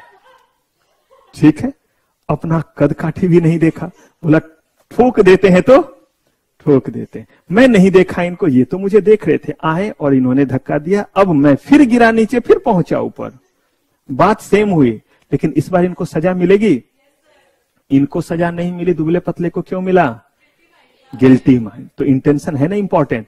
तो वैसे ही यहां पे कह रहे इंटेंशन क्या है वो हमें देखना है, और लॉ बनाते वक्त इंटरप्रिटेशन में भी हम बात करेंगे, intention is very important. Clear है ये चीज? चलिए, तो अब आप जो है वो फटाक से इसको कॉपी कीजिए, इस स्लाइड को। अब जाकर के अब मैं ये कह सकता हूं कि अब आप जो है वो फैक्ट्री के डेफिनेशन को क्या किए हैं? समझे हैं। दो अप्रोच है, एक है फैक्ट्री को हम 5 मिनट में समझ गए रहते हैं कब का कब, और एक है जो हमें ये टाइम लगा। लेकिन अब इस पे कोई केस लॉ या कोई भी लॉ पूछे, फोड़ देंगे? तो अब देखिए, हमने फैक्ट्रीज एक्ट में ये तो देख लिया कि क्या चीज क्या कहलाएगा, फैक्ट्री कहलाएगा। अब यहां पे एक एस्पेक्ट जो है वो क्या है, उसको मैं मार्क कर रहा हूं। क्या लिखा हुआ है? Manufacturing activity. अब नॉर्मल सेंस में हम मैन्युफैक्चरिंग जानते हैं, नॉर्मल सेंस में तो हम फैक्ट्री भी जानते थे, हाँ या ना? लेकिन देखा ना, ये है फैक्ट्री, दही जमाया दिमाग का, लेकिन फाइनली जम गया। ठीक, अब ऐसे ही मैन्युफैक्चरिंग का मतलब तुम जानते हैं कुछ बनाना, लेकिन जरा सोचिए, अगर ज्यादा से ज्यादा चीजों को मैन्युफैक्चरिंग के दायरे में रखेंगे तभी ना इस्टेब्लिशमेंट फैक्ट्री कहलाएगा। तो किस किस तरह के चीज को, क्या हम कुछ बनाते हैं तो, कोई चीज लिया उसको हमने पैक किया तो, अगर हमने रिपैकिंग किया तो, हमने जो है वो थोक में मंगाया और उसे जो है वो लूज कर करके हमने पैकेट कर करके जो है वो देना शुरू किया, और वहां पे लोग काम कर रहे हैं तो वहां भी तो लोग काम कर रहे हैं। तो इन्होंने कहा कि बहुत सारे ऐसे एक्टिविटी है जो हमें लगेगा कि बिल्कुल ये मैन्युफैक्चरिंग नहीं है, लेकिन फिर भी किस दायरे में आएगा? मैन्युफैक्चरिंग में। तो कौन कौन सा ऐसा चीज है जो आएगा किस दायरे में? मैन्युफैक्चरिंग में। और तब उसके बाद देखना है कि जो हमारा फैक्ट्रीज एक्ट है, इसके जो जो प्रोविजन है, इसको जो है कौन प्रोवाइड करेंगे? वहां पे काम करने वाले लोग या जो मालिक हैं? और मालिक का मतलब क्या है? क्योंकि बिजनेस तो हम सोल प्रोप्राइटरशिप में भी चलाते हैं और पार्टनरशिप में भी, कंपनी के फॉर्म में भी चलाते हैं। तो कौन है जिनके ऊपर रिस्पॉन्सिबिलिटी आएगा? फैक्ट्रीज एक्ट के क्या क्या प्रोविजन है? वुमेन वर्कर के लिए क्या है? अगर वहां पे कम एज के बच्चे काम करते तो वो किस टाइम में काम करेंगे, कितनी देर काम करेंगे? अगर वहां पे 500-500 हजार लोग काम करते हैं तो उनके लिए क्या कैंटीन, रेस्ट रूम, ऐसे चीज भी चाहिए? तो कौन कौन से वो प्रोविजन है? अगर वहां हैजार्डस एक्टिविटी होता है, क्योंकि केमिकल भी तो हमें बनाना है, तब कौन सा एक्स्ट्रा प्रोविजन? और इन सबको कंप्लाई कराने की जिम्मेदारी किन के ऊपर है? और अगर नहीं किया तो क्या फाइन पेनल्टी लगेगा? तो इन सारे चीजों का जवाब मिलेगा आपको हमारे नेक्स्ट एपिसोड में। तो यहां तक के सारे चीजों को अच्छे से क्या कीजिएगा, रिवाइज। आज आपके पास ज्यादा चीज नहीं है, लेकिन देखता हूं कि फैक्ट्री पे शॉर्ट नोट्स कैसे आप लिख करके लाते। तो होमवर्क में एक रहा कि आप क्या करेंगे, define factory as per factories act 1948, ये होमवर्क रहा। Define factory as per factories act 1948। तो फिलहाल आज की मेरी जो है वो सेटिंग अप की जो है वो सेवा समाप्त। थैंक यू वेरी मच, आपका बहुत बहुत धन्यवाद। मिलते हैं नेक्स्ट क्लास में, तब तक के लिए टेक केयर, बाय बाय।